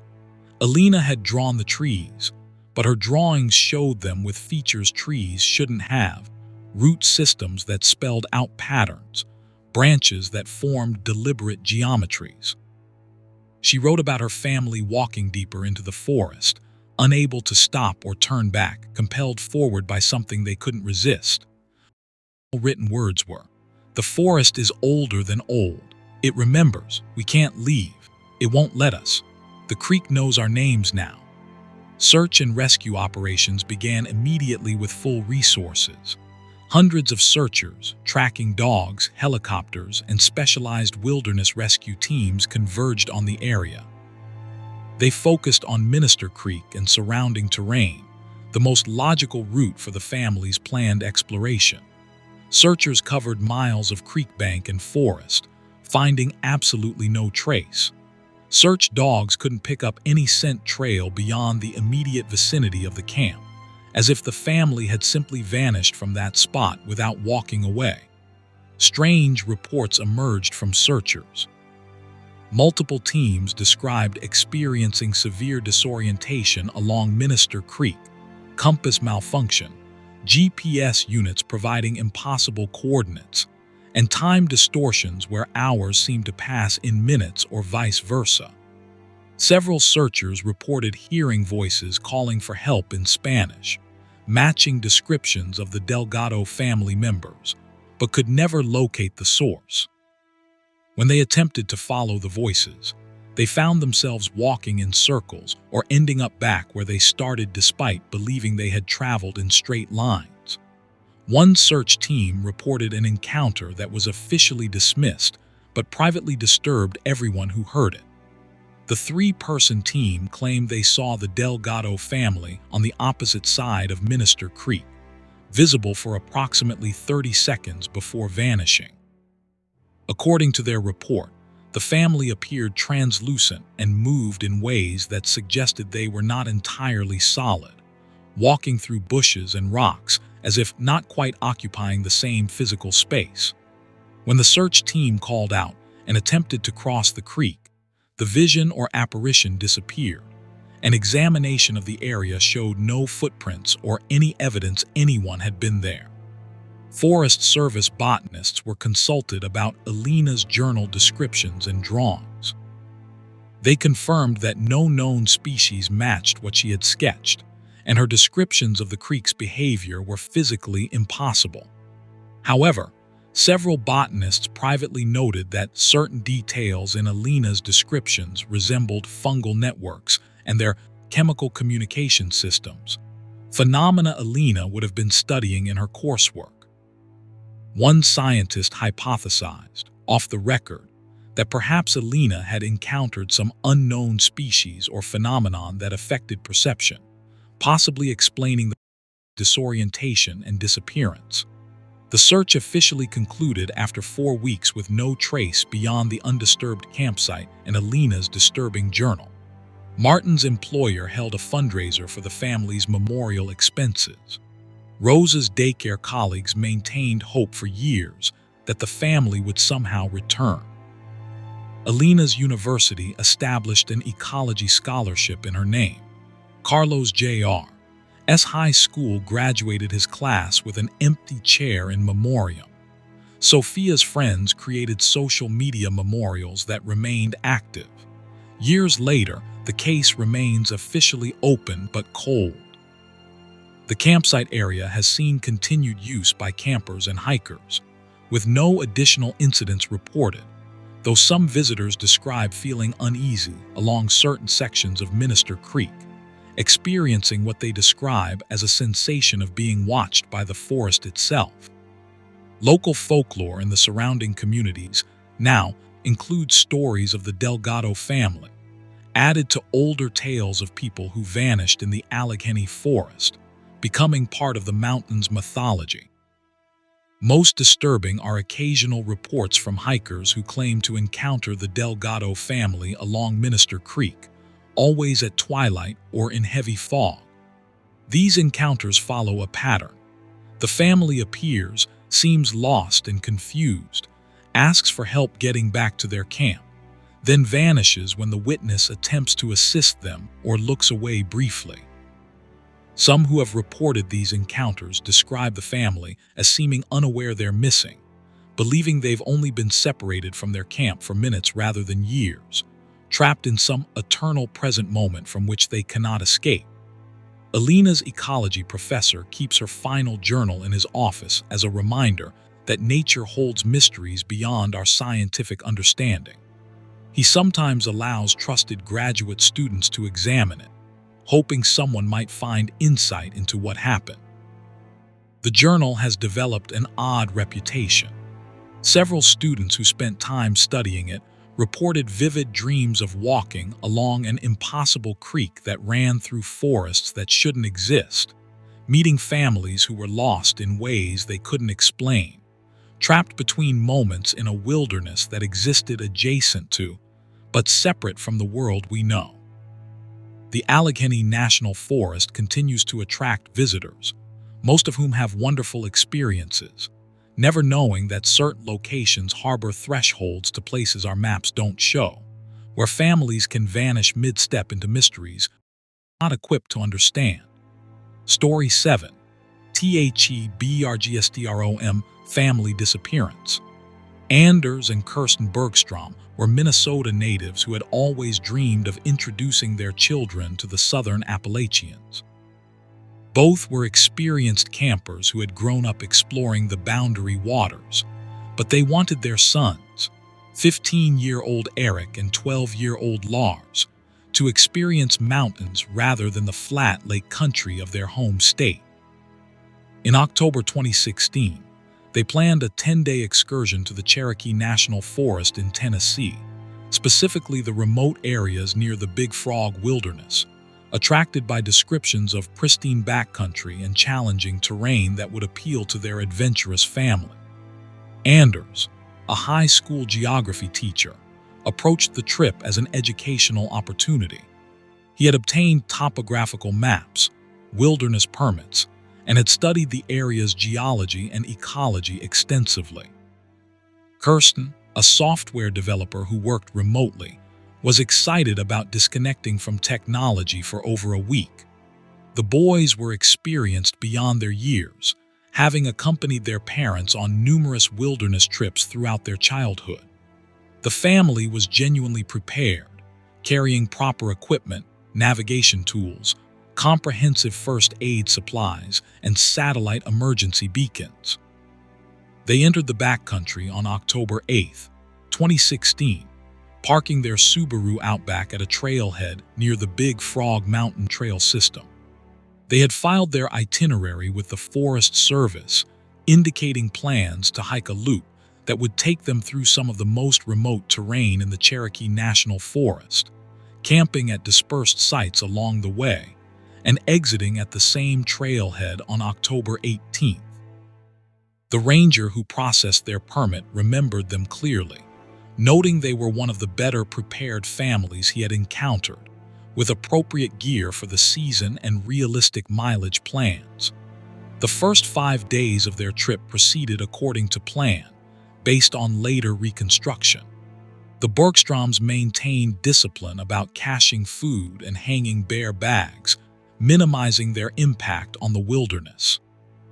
Anders had purchased a personal locator beacon that transmitted their GPS position twice daily via satellite, a safety measure his school's administration had required before approving his absence. These position reports showed the family progressing along their planned route, camping at reasonable locations, maintaining peace. On October 13th, the position report stopped. The last transmission placed the family approximately 7 miles from the trailhead, in a remote valley between Big Frog Mountain and Chestnut Mountain. When the family failed to transmit a position for 24 hours, the monitoring service attempted to contact their emergency number. Unable to reach anyone, and following protocol, they notified the Forest Service and local authorities that the beacon had ceased functioning. Initial response was measured, assuming equipment failure or user error. The Bergstroms had several days remaining on their planned itinerary, and experienced campers often encountered equipment problems that didn't constitute emergencies. However, when October 18th arrived and the family did not exit at the planned location, a full search operation was initiated. Rangers hiked to the family's last known position, the coordinates transmitted by the now silent beacon, expecting to find them camping in the valley, perhaps with a broken device but otherwise fine. The search team found the family's campsite easily, identified by their bear bag hanging from a tree branch. The camp was disturbing in its ordinariness. The tent was properly erected, sleeping bags arranged inside, backpacks organized with their characteristic attention to detail. The camp stove sat ready for use. Anders's maps and compass were laid out on a flat rock, apparently mid-use for navigation planning. Everything suggested a family that had temporarily left camp for a short period, perhaps to filter water or explore locally, intending to return momentarily. The family was nowhere to be found. Their personal items were all present: identification, wallets, Kirsten's work laptop, the boys' journals, extra clothing, the emergency first aid kit, even a satellite phone that Anders had brought as backup to the beacon. The phone was functional with battery remaining, but showed no outgoing calls or messages. Most puzzling was the beacon itself, found in Anders's backpack, turned off. Forest Service technicians examined it and found the device in perfect working order. Someone had deliberately switched it off, but why remained a mystery. Search dogs arrived the following day and immediately encountered problems. The dogs picked up the family's scent throughout the campsite but could not track them away from it. Handlers reported the dogs behaving strangely, circling the camp perimeter repeatedly, but refusing to follow any trail leading outward, as if the scent simply stopped at the edge of their camp. When forced beyond that boundary, the dogs became agitated and uncooperative, exhibiting behavior handlers described as fear rather than confusion. Aerial searches covered thousands of acres surrounding the last known position. Helicopters with thermal imaging swept the area repeatedly, particularly focusing on valleys and terrain features where an injured or lost person might seek shelter. Ground teams spread out from the campsite in all directions, searching methodically. The terrain was challenging but not impossibly so, steep in places but navigable, well forested but not so dense as to prevent thorough searching. After days of intensive effort, searchers had found nothing beyond the undisturbed campsite. Anders's maps provided a disturbing clue. His final notations showed careful plotting of their position and planned route forward, but additional markings appeared in the margins, written in Anders's handwriting but increasingly erratic. He had sketched strange topographical features that didn't match the actual terrain, noting elevations and compass bearings that made no geometric sense. One notation read, "The valley moves, coordinates shift, reference points unreliable." Another said, "Boys saw structures." Not on map, not possible. Most disturbing was a sketch Anders had made on the back of one map. It showed what appeared to be buildings or ruins arranged in patterns that resembled no architectural style from any known culture. The structures were labeled with question marks and notes like "stone but not stone" and "windows that aren't windows." He had drawn sightlines between structures that formed geometric patterns, then had crossed out the entire sketch with heavy lines, writing beside it. This can't be real. Mass hallucination. Environmental toxin. Eric's journal was found in the tent. His final entry dated October 13th, the day the beacon stopped transmitting. The 15-year-old had written about their hike that day, describing beautiful scenery and good weather. Then the entry shifted abruptly. Dad says we're lost, but that doesn't make sense. The GPS shows we're exactly where we should be, but nothing looks right. Lars saw a building in the trees. We all went to look. It was ruins, really old, but the map shows nothing here. Mom wants to go back to camp. We're trying, but the valley isn't the same. The creek is on the wrong side now. Lars's journal contained similar observations, but with the directness of a child's perception. His final entry was haunting. The forest is pretending. The trees look like trees, but they're watching us. The ruins weren't ruins, they were something pretending to be ruins. It wants us to go inside. Dad says no, but I don't think we get to choose. Mom is crying, but no sound comes out. Eric is holding my hand. We're going into the building that isn't a building. I don't think we're coming back. Search teams specifically looked for any ruins, structures, or unusual features in the valley where the family had camped and in the surrounding area. They found nothing. Historical records showed no settlements, mining operations, or structures of any kind in that remote region. Cherokee tribal historians were consulted and confirmed that no sites of cultural significance existed in that specific valley. The area had been wilderness for as long as records existed. One search team reported an anomalous experience that was documented but not officially emphasized. While searching a ridge above the Bergstrom campsite, the team of 4 simultaneously experienced what they described as a perceptual shift. For approximately 5 minutes, they claimed to see the valley below differently, as if perceiving it through a filter or overlay. In this altered perception, structures were visible among the trees, ruins of buildings that seemed to be constructed from stone that wasn't quite stone, arranged in patterns that hurt to look at directly. When the experience ended, the valley returned to normal appearance, showing only unbroken forest. None of the team could explain what they had seen, and all 4 passed psychological evaluations showing no evidence of delusion or instability. The search for the Bergstrom family continued for 6 weeks, becoming one of the most extensive wilderness searches in Tennessee history. Volunteers from Minnesota traveled to Tennessee to assist. Anders's school district provided financial support. The story received national media attention, with news crews filming search operations. Despite all efforts, no additional evidence was ever found. The family had simply ceased to exist beyond their campsite, leaving behind all their possessions and no indication of where they had gone or what had happened to them. The Bergstroms' vehicle sat in the trailhead parking area for months before being towed and stored by authorities. Eventually, it was released to Kirsten's parents, who discovered a laptop sleeve containing backup drives with all of Kirsten's work and personal files. Among her documents was a file dated October 12th, one day before the family vanished, containing notes that seemed to be observations about the area they were hiking. The notes described geographical impossibilities, locations that shouldn't exist, and a growing sense that the wilderness they were traversing was not entirely the Cherokee National Forest they had entered.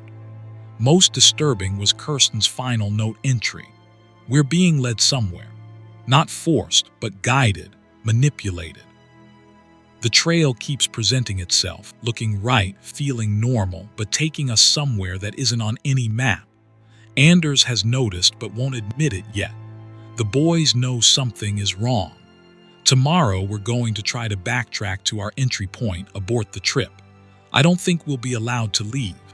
The forest has plans for us." The Cherokee National Forest has not seen any similar disappearances since the Bergstrom case, and the specific area where they vanished remains open to hikers and campers. Forest Service rangers now provide additional warnings about staying on marked trails and maintaining situational awareness, though they don't specifically mention the Bergstrom disappearance in official communications. Some rangers privately admit to avoiding that particular valley, reporting that it feels wrong in ways they can't articulate, that the forest there seems more aware than it should be, watching and waiting. Local residents in nearby small towns occasionally report seeing the Bergstrom family. Sightings always follow similar patterns. The family appears on remote trails or roads, looking lost and distressed, asking for help returning to their car. When approached, they vanish, or the witness looks away briefly and finds them gone. These encounters are dismissed by authorities but have become part of regional folklore, another tale of travelers who entered the Appalachian wilderness and found something ancient and hungry waiting for them, something that appears as familiar forest but conceals doorways to places humans were never meant to go, traps from which there is no escape and no return. Story 8. The Nakamura Family Incident. James and Yuki Nakamura had met while James was stationed in Japan with the U.S. Air Force. After his discharge, they settled in Colorado Springs where James worked as an airline mechanic and Yuki taught Japanese at a local community college. Their children, 14-year-old Kenji and 10-year-old Hana, were being raised bilingual and bicultural, with regular trips to Japan to visit Yuki's family. In August 2015, the Nakamura decided to explore the American East, specifically the Appalachian Mountains that Yuki had never experienced. They planned a 2-week road trip culminating in a camping stay at Linville Gorge Wilderness Area in North Carolina, known as the Grand Canyon of the East. Linville Gorge is one of the most rugged wilderness areas on the East Coast, with steep cliffs, dense forest, and challenging terrain that attracts serious hikers and climbers. The Nakamuras were experienced outdoors people, having camped extensively in Colorado's mountains, and felt confident tackling the Linville Gorge trails despite warnings from locals about the area's difficulty and reputation. They arrived on August 19, 2015, setting up camp at a developed campground just outside the wilderness boundary, planning to make day hikes into the gorge itself. James had researched the area thoroughly, identifying several trails rated as strenuous that he believed his family could handle with proper pacing and caution. Linville Gorge required free permits for overnight camping within the wilderness, but day hiking required no permit, so James planned their excursions as day trips, returning each evening to their base camp outside the boundary. Yuki was concerned about the area's reputation. She had read online forums describing Linville Gorge as dangerous and easy to get lost in, with numerous rescue incidents annually. James reassured her that with proper preparation and conservative decision-making, they would be fine. Their first day hike, August 20th, was to Weissman's View, a popular overlook with spectacular vistas of the gorge. The family completed the hike easily, taking photos and enjoying the scenery. Kenji was particularly impressed by the sheer cliffs and dense forest filling the gorge below. Hana collected interesting rocks and kept a nature journal where she sketched plants and animals they encountered. That evening, James posted photos to Facebook, describing the gorge as beautiful and announcing their plan for a more challenging hike the following day. August 21st, they planned to hike the Babel Tower Trail, one of the gorge's most challenging routes, descending steeply from the rim to the Linville River at the gorge bottom. The trail was rated as extremely strenuous, with a 2,000-foot elevation change over approximately 4 miles, requiring scrambling over rocks and navigating difficult terrain. James left a note on their tent indicating their planned trail and expected return time of 6 p.m. They departed the campground at 7 a.m., carrying ample water, food, first aid supplies, and emergency equipment including a GPS unit and satellite communicator. The family never returned. When they hadn't appeared by 8 p.m., concerned campers notified the campground host, who contacted local authorities. Burke County Sheriff's Office and the North Carolina Forest Service initiated search protocols, sending rangers to the Babel Tower trailhead to look for the family's vehicle. They found the Nakamura's rental SUV parked at the trailhead, locked and undisturbed, confirming the family had entered the wilderness. Search and rescue teams began operations at first light on August 22nd. Babel Tower Trail is notoriously difficult, and several hikers require rescue from it each year. So initial expectations were that the family had encountered injury or exhaustion and were waiting for help somewhere along the route. Experienced search teams descended into the gorge, calling the family's names, listening for responses. They found no sign of the Nakamuras on the trail, at the river level, or in any of the surrounding terrain. Search dogs were brought in but struggled with the steep, rocky terrain.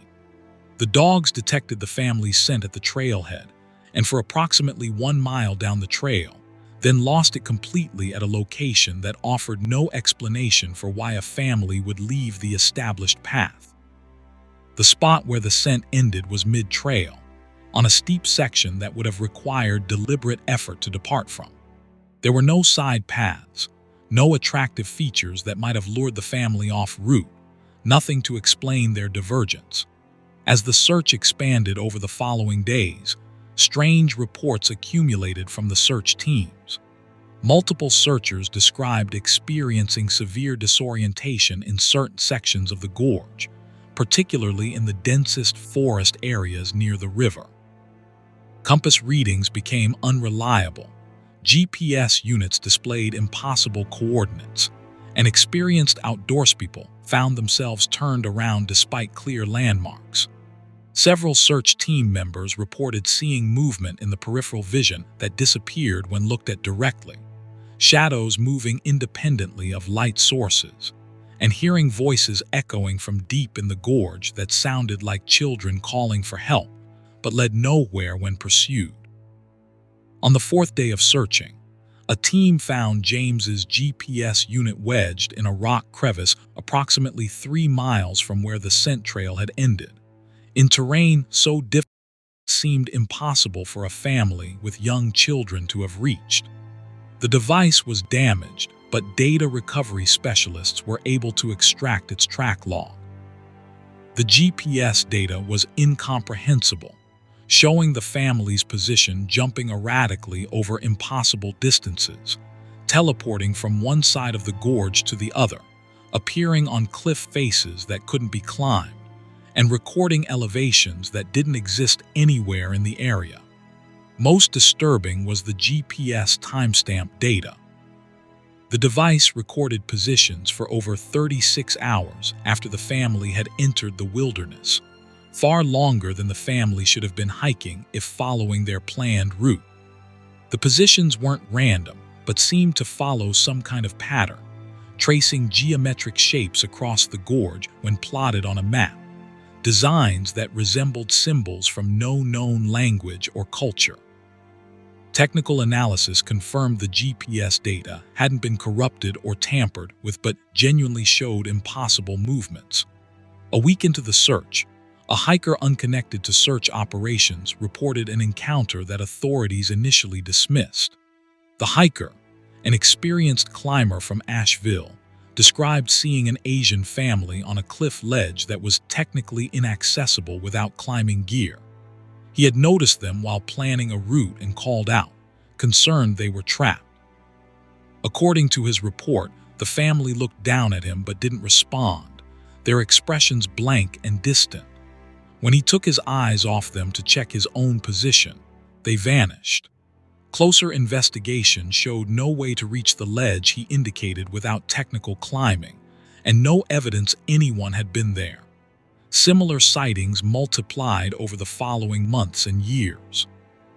Hikers, climbers, and rafters in Linville Gorge occasionally reported seeing the Nakamura family in impossible locations. On cliff faces, in the middle of the river, walking through sections of forest too dense to penetrate. These sightings always shared characteristics. The family appeared but didn't interact. They moved in ways that seemed wrong, not quite matching human movement patterns, and they vanished when approached or when the witness looked away briefly. Yuki's phone was found 2 months after the disappearance by a completely different hiker, in a location over 6 miles from where the family had vanished and on the opposite rim of the gorge.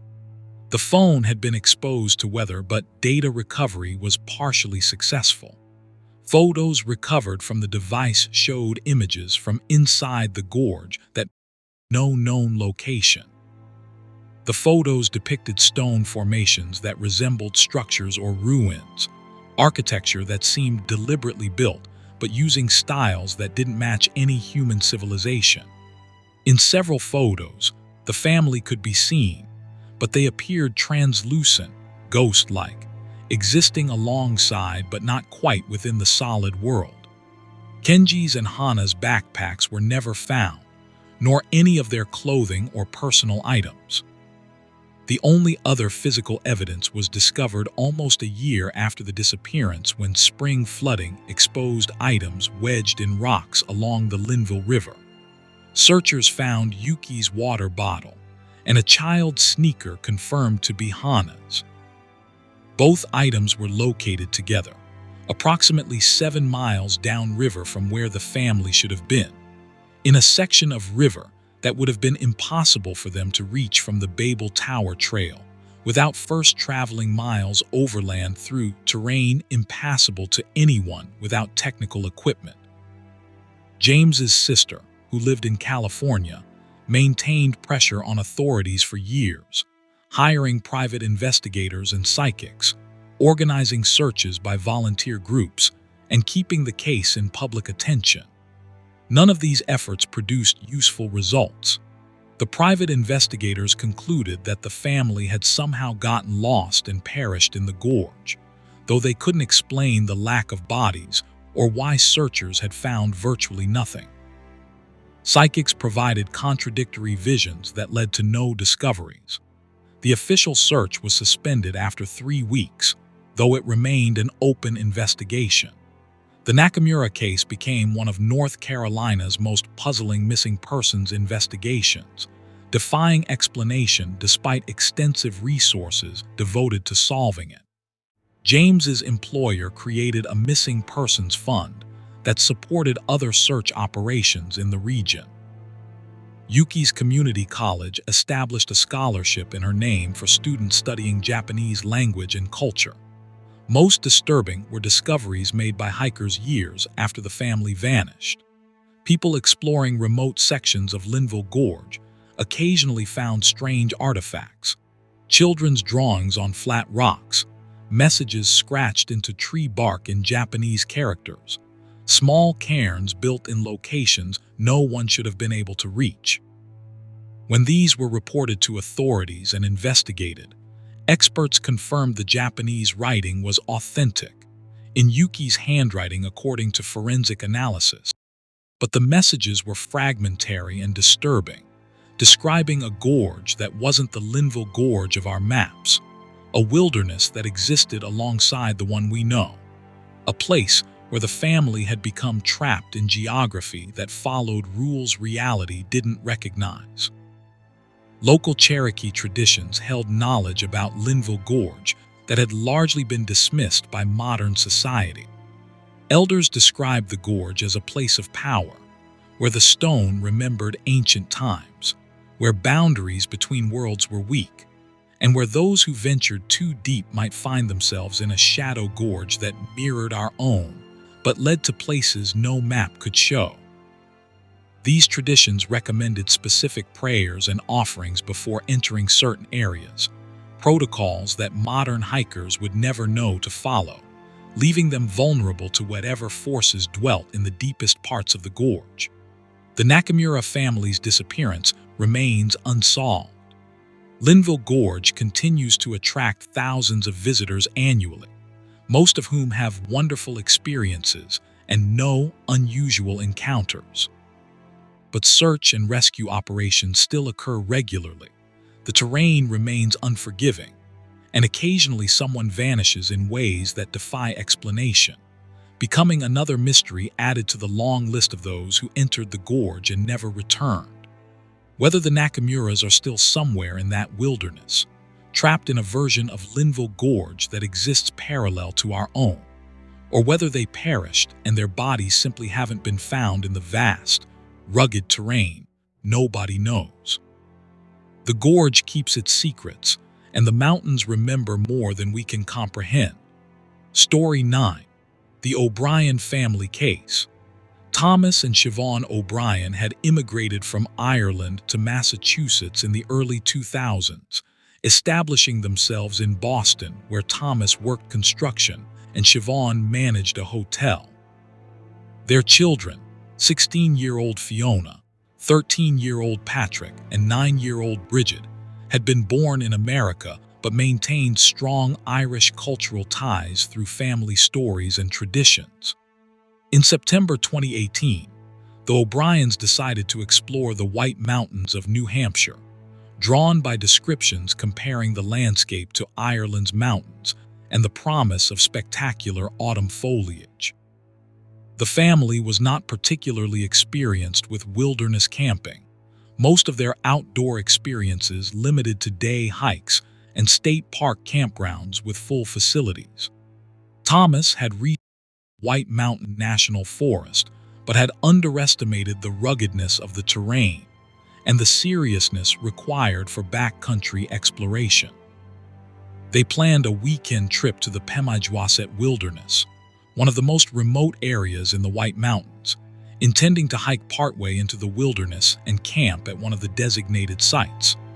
They arrived on September 14, 2018, parking at the Lincoln Woods Trailhead, one of the most popular access points for the Pemi Wilderness. The parking area was crowded with vehicles from day hikers and backpackers, typical for a beautiful September weekend. Thomas signed the trail register, noting his family members' names and indicating their planned destination as Franconia Brook Campsite, approximately 5 miles into the wilderness on relatively easy terrain. They entered the trail around 10 a.m., equipped with consumer-grade camping gear purchased at a big box outdoor retailer, carrying more equipment than necessary, but lacking some essentials like detailed maps and navigation tools.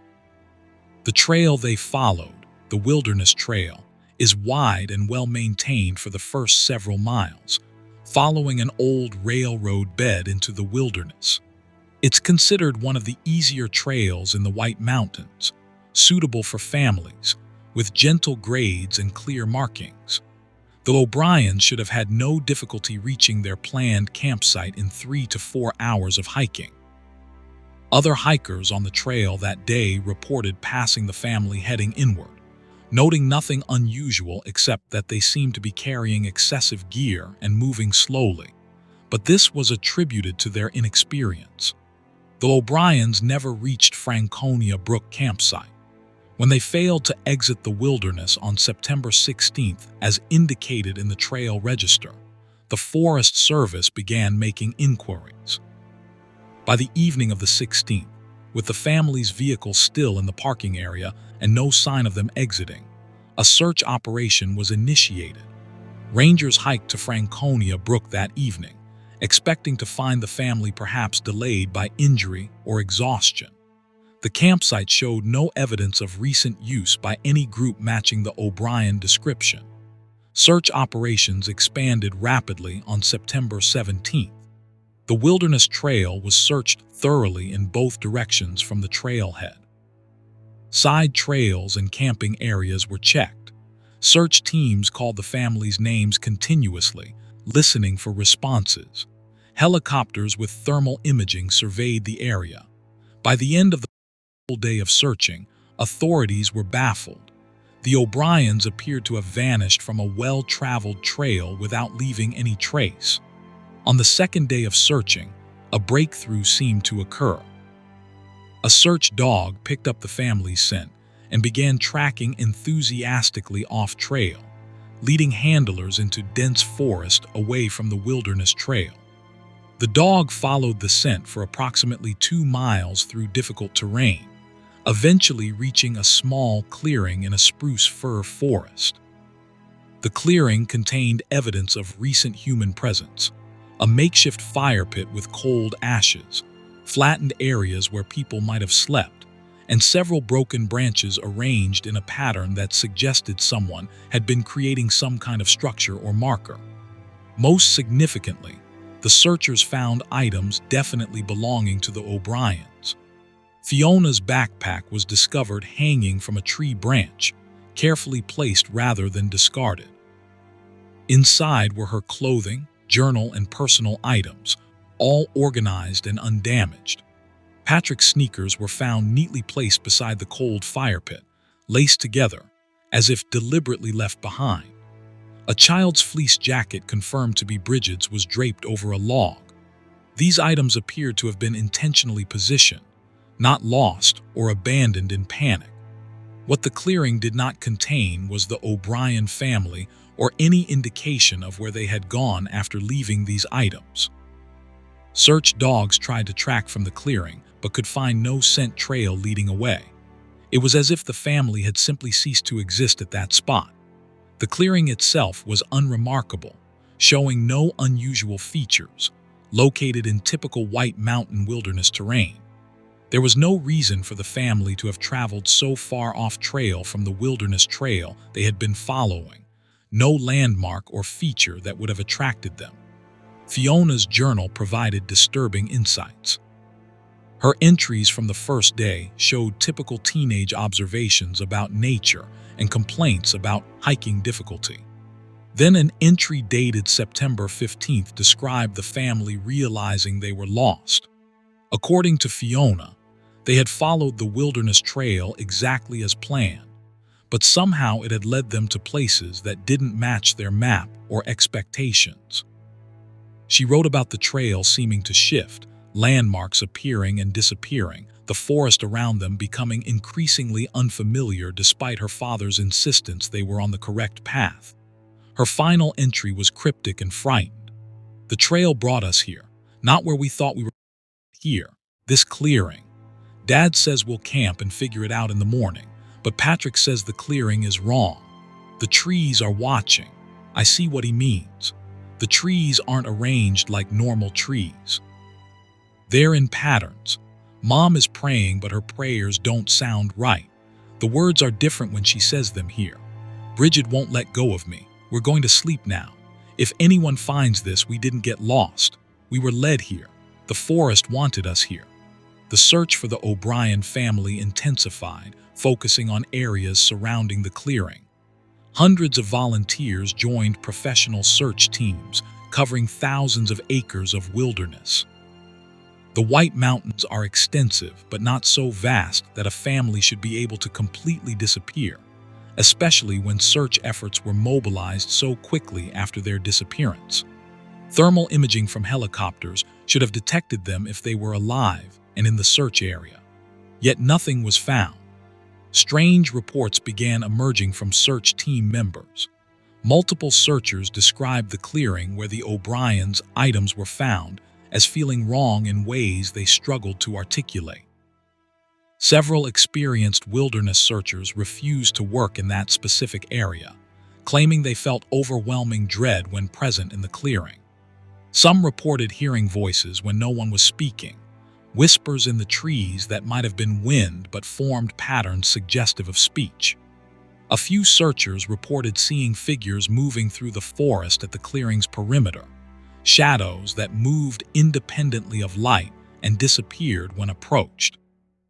On the 5th day of searching, a volunteer found Bridget's stuffed animal, a small sheep she had reportedly carried in her backpack, located over a mile from the clearing in a direction no search team had thoroughly covered yet. The toy was placed carefully on a flat rock, positioned upright as if displayed, not dropped or lost. The discovery prompted intensive searching of that area, but nothing else was found. The toy's placement suggested someone had carried it to that location deliberately, but who and why remained unexplained. Thomas's construction company colleagues maintained daily presence at the search command post, providing support and organizing additional volunteer efforts. Siobhan's hotel colleagues created a social media campaign that gained national attention, keeping the case in public awareness. The children's schools held prayer services and fundraisers. Irish community organizations in Boston rallied support, bringing cultural traditions of blessing and protection. Though these spiritual efforts produced no tangible results, 3 weeks into the search, with no new evidence and diminishing hope of finding the family alive, the active search was suspended. The case remained open as a missing persons investigation, but realistic prospects of resolution seemed minimal. Thomas's brother traveled from Ireland and spent months in New Hampshire, hiking the wilderness areas repeatedly, searching independently long after official efforts had ended. He reported experiences that troubled him deeply, becoming disoriented on trails he had walked safely before, encountering weather that seemed localized and unnatural, and hearing his brother's voice calling from the forest depths in ways that seemed deliberately misleading. Most disturbing was his encounter, reported but never officially confirmed, in late October 2018. He claimed to have seen his brother's family while hiking alone in the Pemigewasset wilderness, near but not at the clearing where their items had been found. According to his account, the family appeared between the trees approximately 50 yards distant, walking in single file as if on a trail, though no trail existed in that location. He called out and began moving toward them, but they vanished, not running away but simply ceasing to be visible, as if they had walked from one layer of reality into another that occupied the same space but couldn't be accessed. Years later, the O'Brien disappearance remains one of New Hampshire's most disturbing unsolved cases. The clearing where their items were found has become a dark pilgrimage site, visited by people interested in paranormal phenomena and unexplained disappearances. Forest Service rangers discourage such visits but can't prevent them, as the clearing is in designated wilderness accessible to the public. Some visitors report unusual experiences: electronics malfunctioning, sudden inexplicable fear, and visions of people who aren't quite solid moving through the trees. Local folklore and Native American traditions offer possible context. The Pemigewasset wilderness area was considered sacred and dangerous by the Abenaki people who lived in the region before European colonization. Oral traditions describe the deep forests as home to beings that existed between the physical and spirit worlds, entities that could lure travelers into threshold places where the normal world's rules didn't apply. European settlers added their own stories of people vanishing in the mountains, tales that were usually dismissed as accidents or deliberate disappearances, but accumulated over centuries into a pattern suggesting something more systematic and sinister. Bridget's stuffed sheep remains in evidence storage, never claimed by family who found it too painful to face. The item has developed a reputation among law enforcement personnel. Several evidence technicians reported that the toy seems to change position when not directly observed, and photographs of it show anomalies, shadows that shouldn't exist, reflections in its glass eyes of places that don't match the room where it's stored. These reports are dismissed as stress and imagination, but the toy is now kept separately from other evidence, and personnel avoid handling it unless necessary. The O'Brien family vehicle was eventually released to Thomas's brother, who discovered items the family had left behind: travel documents, Siobhan's purse with money and credit cards, souvenirs they had purchased earlier in their trip. Most poignant was a camera with photos from their journey, showing a happy family enjoying their vacation, posing at scenic overlooks and tourist attractions, having no idea that within days they would vanish into wilderness that would refuse to release them. The final photo, taken at the Lincoln Woods trailhead just before they entered the wilderness, shows the family smiling beneath the trail sign, autumn leaves brilliant in the background, the forest behind them dark and waiting, holding secrets that our civilization has forgotten but that remain patient and hungry in the deep places where humans rarely venture, and where some who do venture never return. Story 10. The Campbell Family Disappearance. David and Corinne Campbell were successful professionals from Richmond, Virginia, who had built their lives around their children. David was a pharmaceutical sales representative, and Corinne worked as a paralegal. Their children, 17-year-old Jordan, 14-year-old Taylor, and 11-year-old Riley, were being raised with advantages and opportunities that both parents had lacked in their own childhoods. In May 2021, as pandemic restrictions eased, the family planned a celebratory camping trip to Grayson Highlands State Park in Virginia, attracted by promises of wild ponies, spectacular views, and access to the Appalachian Trail. Grayson Highlands is one of Virginia's most beautiful parks, featuring open meadows at high elevation where a herd of wild ponies roams freely, creating a landscape more reminiscent of than typical Appalachian forest. The park connects to the Mount Rogers National Recreation Area and the Appalachian Trail, offering everything from easy family walks to challenging backcountry hiking. The Campbells reserved a cabin in the park for 4 nights, planning a mix of day hikes and relaxation, viewing it as a safe way to return to normalcy after a year of pandemic restrictions. They arrived on May 20th, 2021, checking into their cabin and immediately exploring the nearby meadows where the ponies grazed. The family took countless photos of the ponies, the children delighted by these semi-wild animals that tolerated human presence. Corinne posted to Instagram about how perfect the trip already was, describing the landscape as magical and expressing excitement about their planned hikes. That first evening, they hiked to a nearby overlook and watched sunset over the mountains, the experience everything they had hoped for. May 21st dawned with perfect weather, temperature in the low 70s with clear skies. The family planned an ambitious day hike on the Appalachian Trail, specifically the section that crossed Wilburn Ridge, known for spectacular open views and unique rock formations. David had researched the route thoroughly, identifying it as challenging but manageable for his athletic family. The hike would be approximately 8 miles round trip with significant elevation gain, but the trail was well marked and heavily trafficked, considered one of the AT's most scenic sections.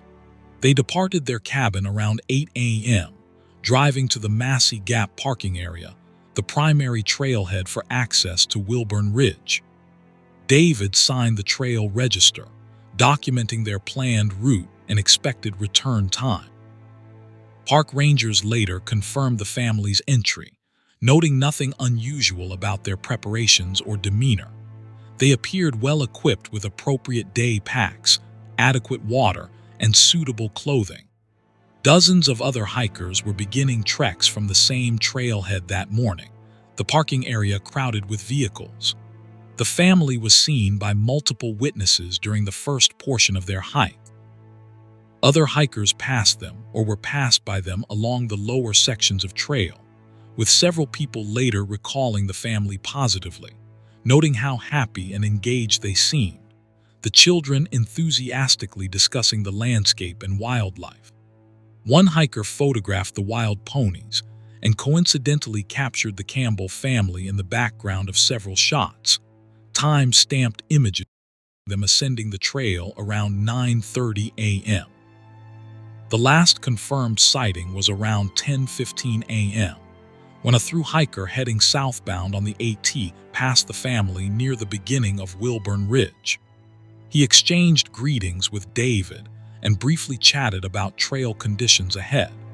He later described the family as energetic and excited, noting that Jordan was taking numerous photos and the younger children were engaged in identifying plants using a guidebook. He continued southbound while the Campbells proceeded northbound, and that was the last time anyone reported seeing them. When the family failed to return to their cabin by evening, park officials weren't immediately contacted. Cabin neighbors assumed the Campbells had extended their hike or had dinner in a nearby town. When the family hadn't appeared by morning of May 22nd, and their vehicle remained at the Massey Gap parking area, concerned individuals notified park rangers. Search operations began immediately, focusing on the Wilburn Ridge section of the Appalachian Trail.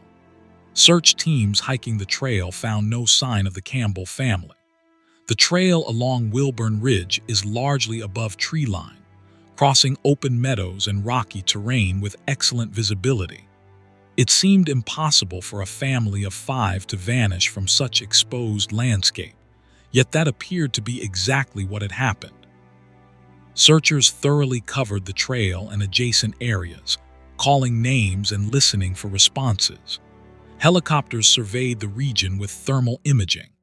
Dogs tracked the family's scent from the parking area along the trail for approximately 3 miles, reaching the middle of Wilburn Ridge, then lost the scent completely in an area of bare rock and sparse vegetation. The location where the scent ended was particularly baffling. The spot was directly on the Appalachian Trail in completely open terrain, surrounded by meadows with visibility extending hundreds of yards in all directions. There were no cliffs, no dense forest, no hazardous features. The rock formations in the area were interesting geologically but not dangerous. Dozens of hikers had passed through that exact location on May 21st, both before and after the Campbell family would have been there, and none reported seeing anything unusual or any sign of a family in distress. Search operations expanded to cover thousands of acres, including areas well beyond where the family could reasonably have traveled. Ground teams, helicopters, drones, and air searchers covered the Mount Rogers area exhaustively. Technical rescue teams checked cliff areas and dangerous terrain on the possibility of a fall despite no logical reason the family would have been in such locations. After a week of intensive searching, authorities had found absolutely nothing beyond the point where the scent trail ended. On the 8th day of searching, a hiker found Jordan's phone. The location was bizarre, wedged into a rock crevice approximately 4 miles from where the scent trail had ended, in rough terrain well off any established trail. The phone was damaged but functional enough for data recovery. Jordan's photos told a disturbing story. Images timestamped after the family should have vanished showed the family still hiking, but the landscape in the photos didn't match Wilburn Ridge or any location in Grayson Highlands. The terrain appeared similar but fundamentally wrong.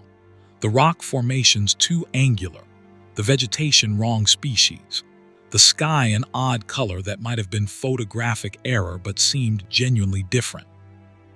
Later photos showed the family looking confused and frightened. In several images, they appeared to be examining trail markers that looked like Appalachian Trail blazes but were wrong somehow. The shapes distorted, marked on rocks that were too smooth and regular to be natural. The final photos were disturbing enough that some investigators reported difficulty viewing them, claiming the images induced severe vertigo and nausea. These last pictures showed landscape that was openly impossible, featuring gravity-defying rock formations, vegetation that moved in ways plants shouldn't move, and sky that contained colors human perception couldn't properly process. Corinne's backpack was found weeks later by a different group of hikers, located in a completely separate area of the park, miles from both the trail where the family vanished and where Jordan's phone was discovered. The backpack was carefully placed rather than discarded, positioned upright and partially packed with Corinne's personal items. Inside, searchers found Corinne's journal with a final entry that made investigators deeply uncomfortable. She had written, We're not on the trail anymore. I don't know how to explain it. We're still on the Appalachian Trail. We can see the blazes, but it's not the same trail. The mountains are wrong. David has the GPS, but it shows impossible locations. The children are scared. We're trying to find our way back. The other hikers won't help us. I don't think they can see us. We've been walking for hours, but nothing changes. The trail just continues forever through long mountains. I don't think we're in Virginia anymore. I don't think we're anywhere anymore. Taylor's hiking boot was discovered by a park ranger doing routine trail maintenance, found on the Appalachian Trail itself, placed neatly in the center of the path as if deliberately positioned to be found. The boot was located in a section of trail that had been thoroughly searched multiple times, examined by dozens of search team members, none of whom had seen the boot previously. The ranger who found it reported that it simply appeared to be there when he walked the trail that morning, as if it had materialized overnight. The boot showed wear consistent with hiking but no damage, no indication it had been removed under duress. David's GPS unit was never found, nor were the family's other phones, significant amounts of their gear, or any of their other personal items. The family simply ceased to exist beyond the scattered artifacts that appeared in impossible locations, placed in ways that suggested deliberate positioning by someone or something, staged discoveries rather than genuine evidence of a family lost in wilderness.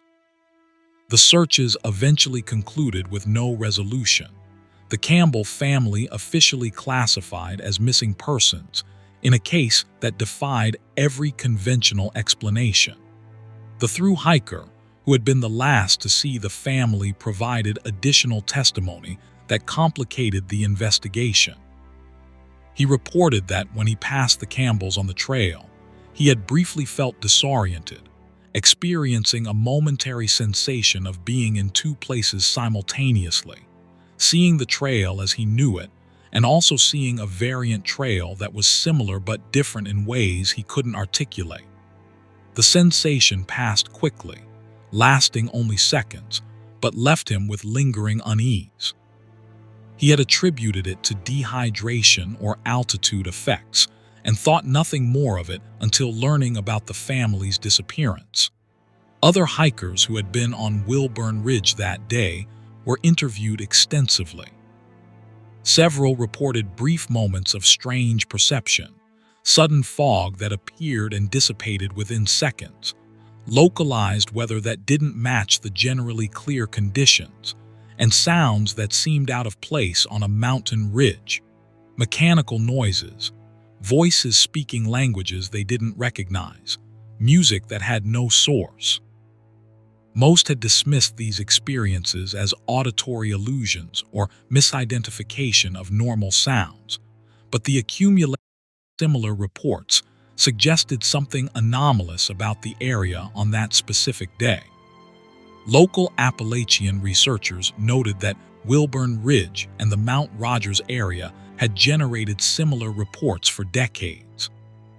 The high elevation, open meadows, and unique rock formations created an environment different from typical Appalachian forest, and folklore suggested that such liminal landscapes were particularly vulnerable to what old-timers called thin places, where the boundary between our world and others grew permeable.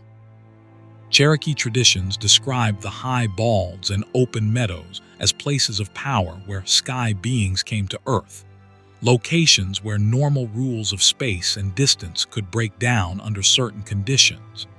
The Campbell family's disappearance received extensive media coverage, partly because it occurred during a period of renewed interest in outdoor activities post-pandemic, and partly because the circumstances were so inexplicable.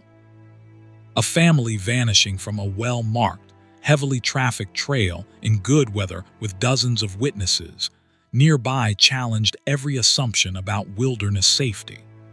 If the Campbells could disappear under such conditions, the implication was that no one was truly safe, that something in the wilderness could claim people regardless of precautions or preparation. Grayson Highlands State Park has seen no similar incident since the Campbell disappearance, and the park and trail sections where they vanished remain popular with thousands of visitors annually. Park officials emphasize wilderness safety, situational awareness, and staying on marked trails, but can offer no specific guidance for avoiding whatever claimed the Campbells because no one understands what happened.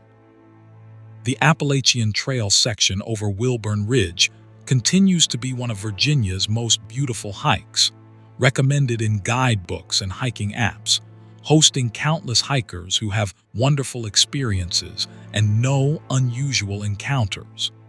But occasionally, hikers report strange experiences in that area. Brief moments of disorientation, seeing trail markers that disappear when approached, encountering other hikers who vanish when looked at directly, or experiencing sudden environmental changes that resolve within seconds. These reports are dismissed as altitude effects, dehydration, or imagination, but they accumulate in park records, forming patterns that officials privately acknowledge but publicly minimize.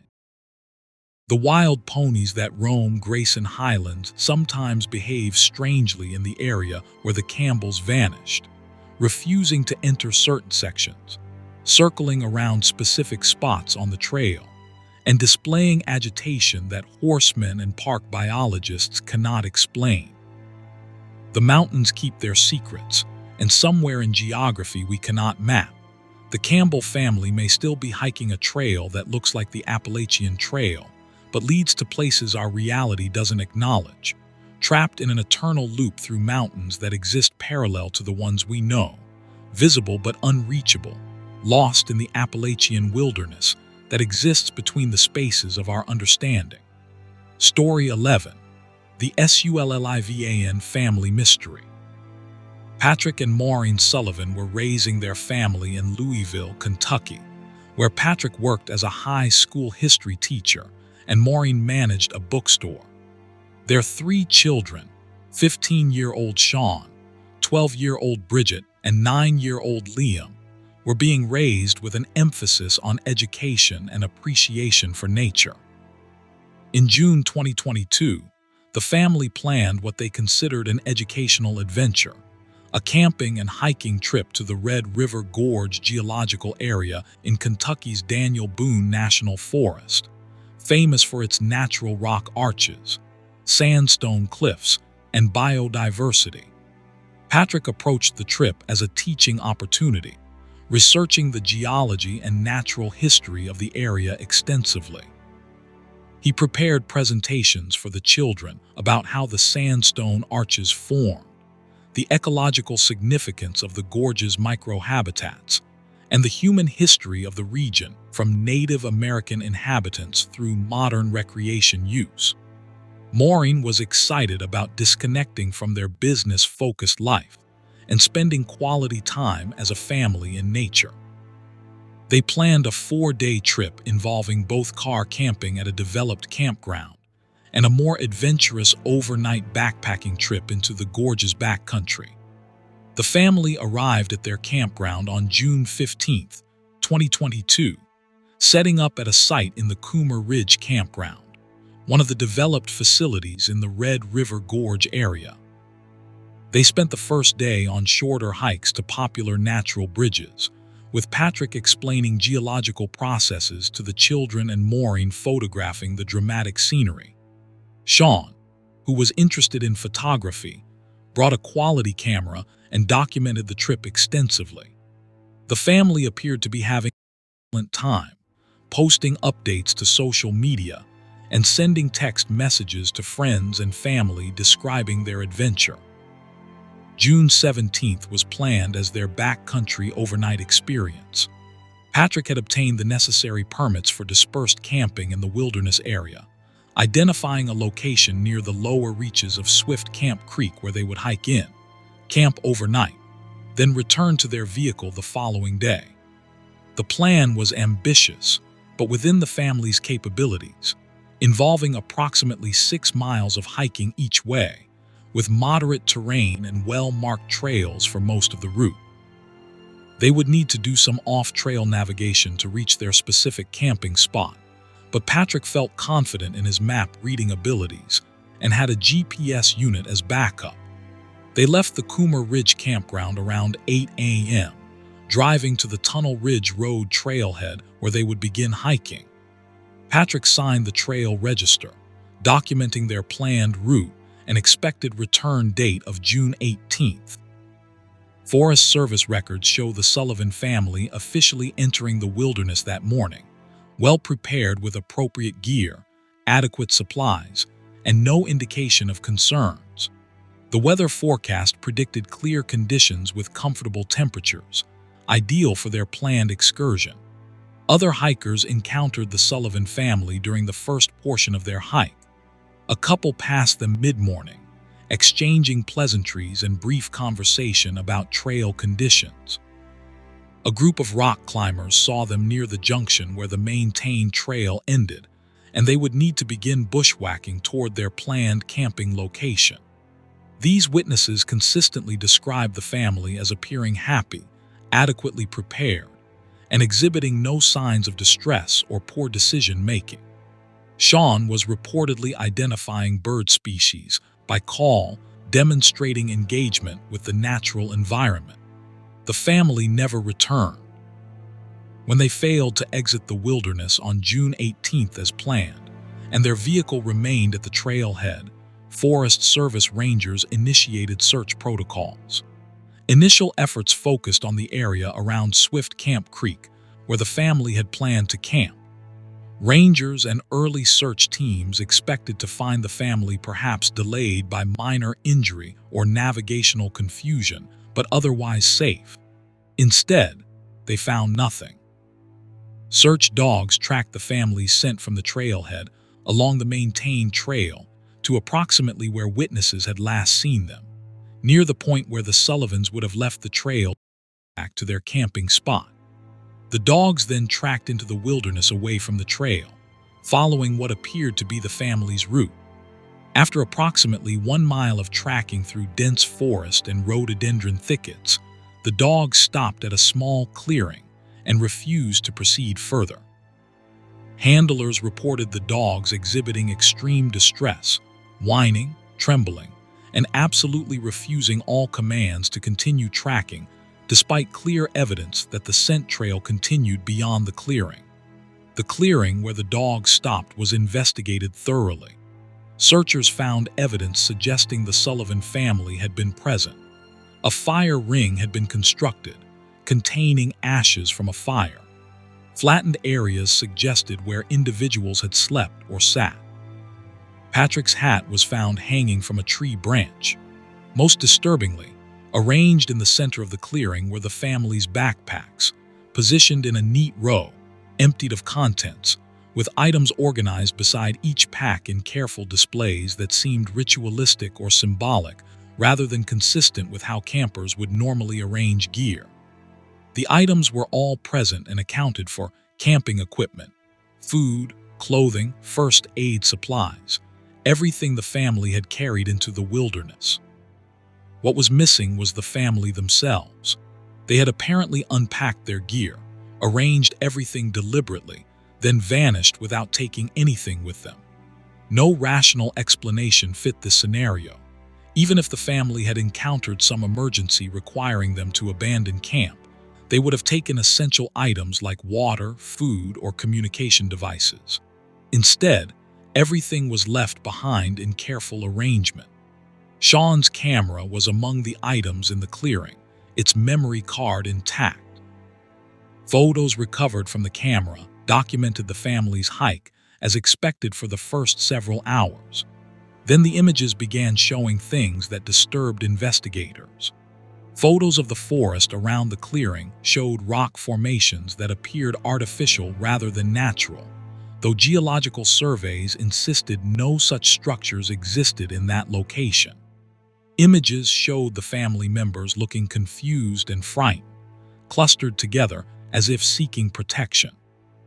Several photos appeared to show figures in the background, human-shaped shadows among the trees that were too regular to be natural play of light. The final photos on Sean's camera were nearly incomprehensible. They showed the clearing but distorted, as if photographed through water or a heat shimmer. The forest surrounding the clearing be moving, trees bending and shifting despite no wind. In several images, the sky visible through the canopy was wrong, showing stars or celestial features that didn't match any possible view from Earth. The final image showed the entire Sullivan family standing in the clearing, facing the camera, their expressions blank and distant, and behind them stood figures that might have been human but were elongated, distorted, too tall and thin to be real people. Maureen's phone was found in her backpack, undamaged. Data recovery showed her final text messages, never successfully sent due to lack of signal. The messages were addressed to her sister and grew increasingly panicked. The first described the family setting up camp and noticing that the forest around them seemed strange, sounds echoing incorrectly, light coming from wrong directions. Later messages described Patrick becoming convinced they were being watched, the children reporting seeing people moving through the forest who vanished when looked at directly. The final message read, "Something is happening. The clearing is changing. We can't leave. When we try to walk away, we just end up back here. Patrick says we're caught in some kind of loop. The children are terrified. If you get this, please help us. We're still in the Red River Gorge, but I don't think it's the same gorge anymore. Please help." Search operations expanded massively, involving hundreds of personnel, helicopters, drones, and specialized rescue teams. The Red River Gorge is extensive, but not so vast that a family should be able to completely disappear, especially when their last known location was clearly identified. Yet despite exhaustive searching of the area around the clearing and expanding circles of surrounding terrain, no trace of the Sullivan family was found.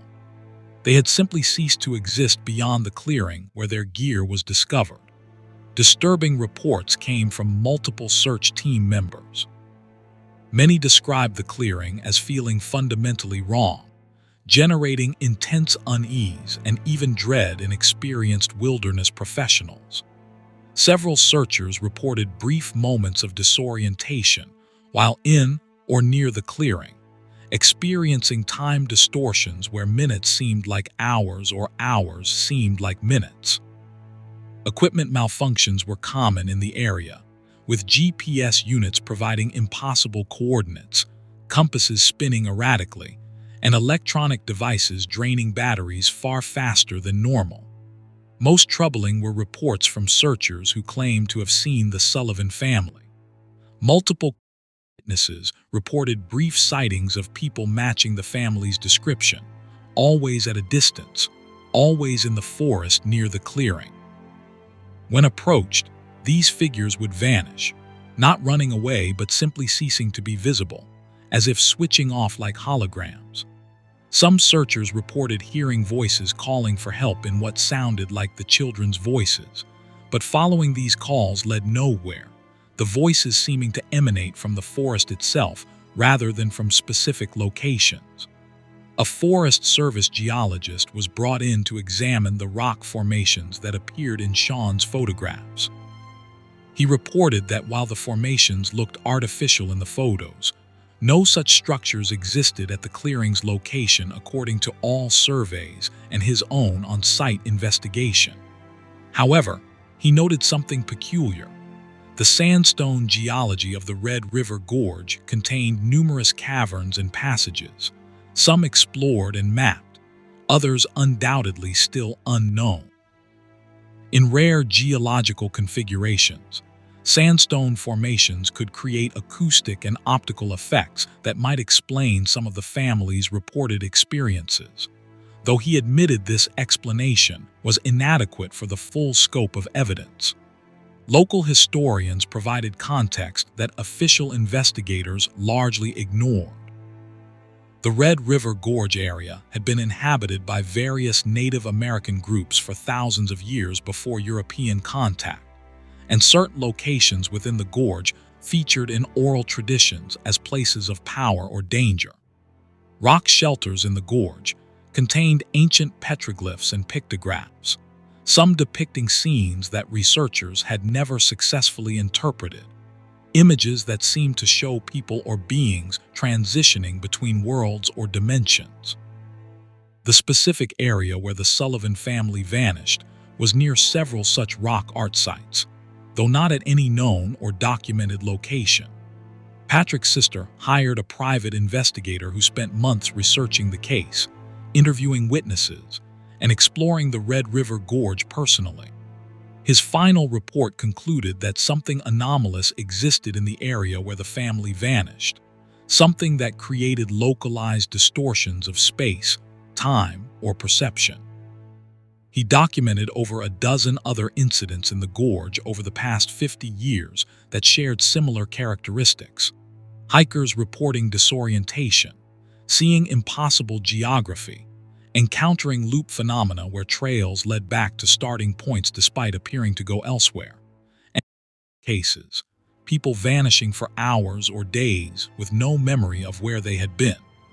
The search for the Sullivan family officially concluded after 2 months, though it remained an open investigation.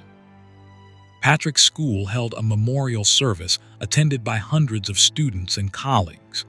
Maureen's bookstore was purchased by friends who maintained it as a tribute, dedicating a section to outdoor safety and wilderness survival books. The children's schools created memorial scholarships. Friends established a foundation supporting search and rescue operations in Kentucky's wilderness areas. Strangest are the ongoing reports. Hikers in the Red River Gorge occasionally encounter a family matching the Sullivans' description, always in remote areas, always appearing confused or lost. These encounters follow consistent patterns. The family asks for help getting back to Coomer Ridge Campground, mentions dates from June 2022, and seems unaware that time has passed. When witnesses attempt to assist or communicate via phone or GPS, the family becomes agitated and vanishes. Some witnesses report that the family appears translucent or shimmer, as if not entirely solid, existing partially in our reality and partially in some other space. The clearing where the family's gear was found has developed a reputation, visited by people interested in the paranormal and unexplained disappearances. Forest Service rangers discourage such visits, but the area is public land and cannot be closed without specific hazard justification. Some visitors report unusual experiences: electronics failing, experiencing missing time, seeing figures moving through the forest, and hearing voices calling for help.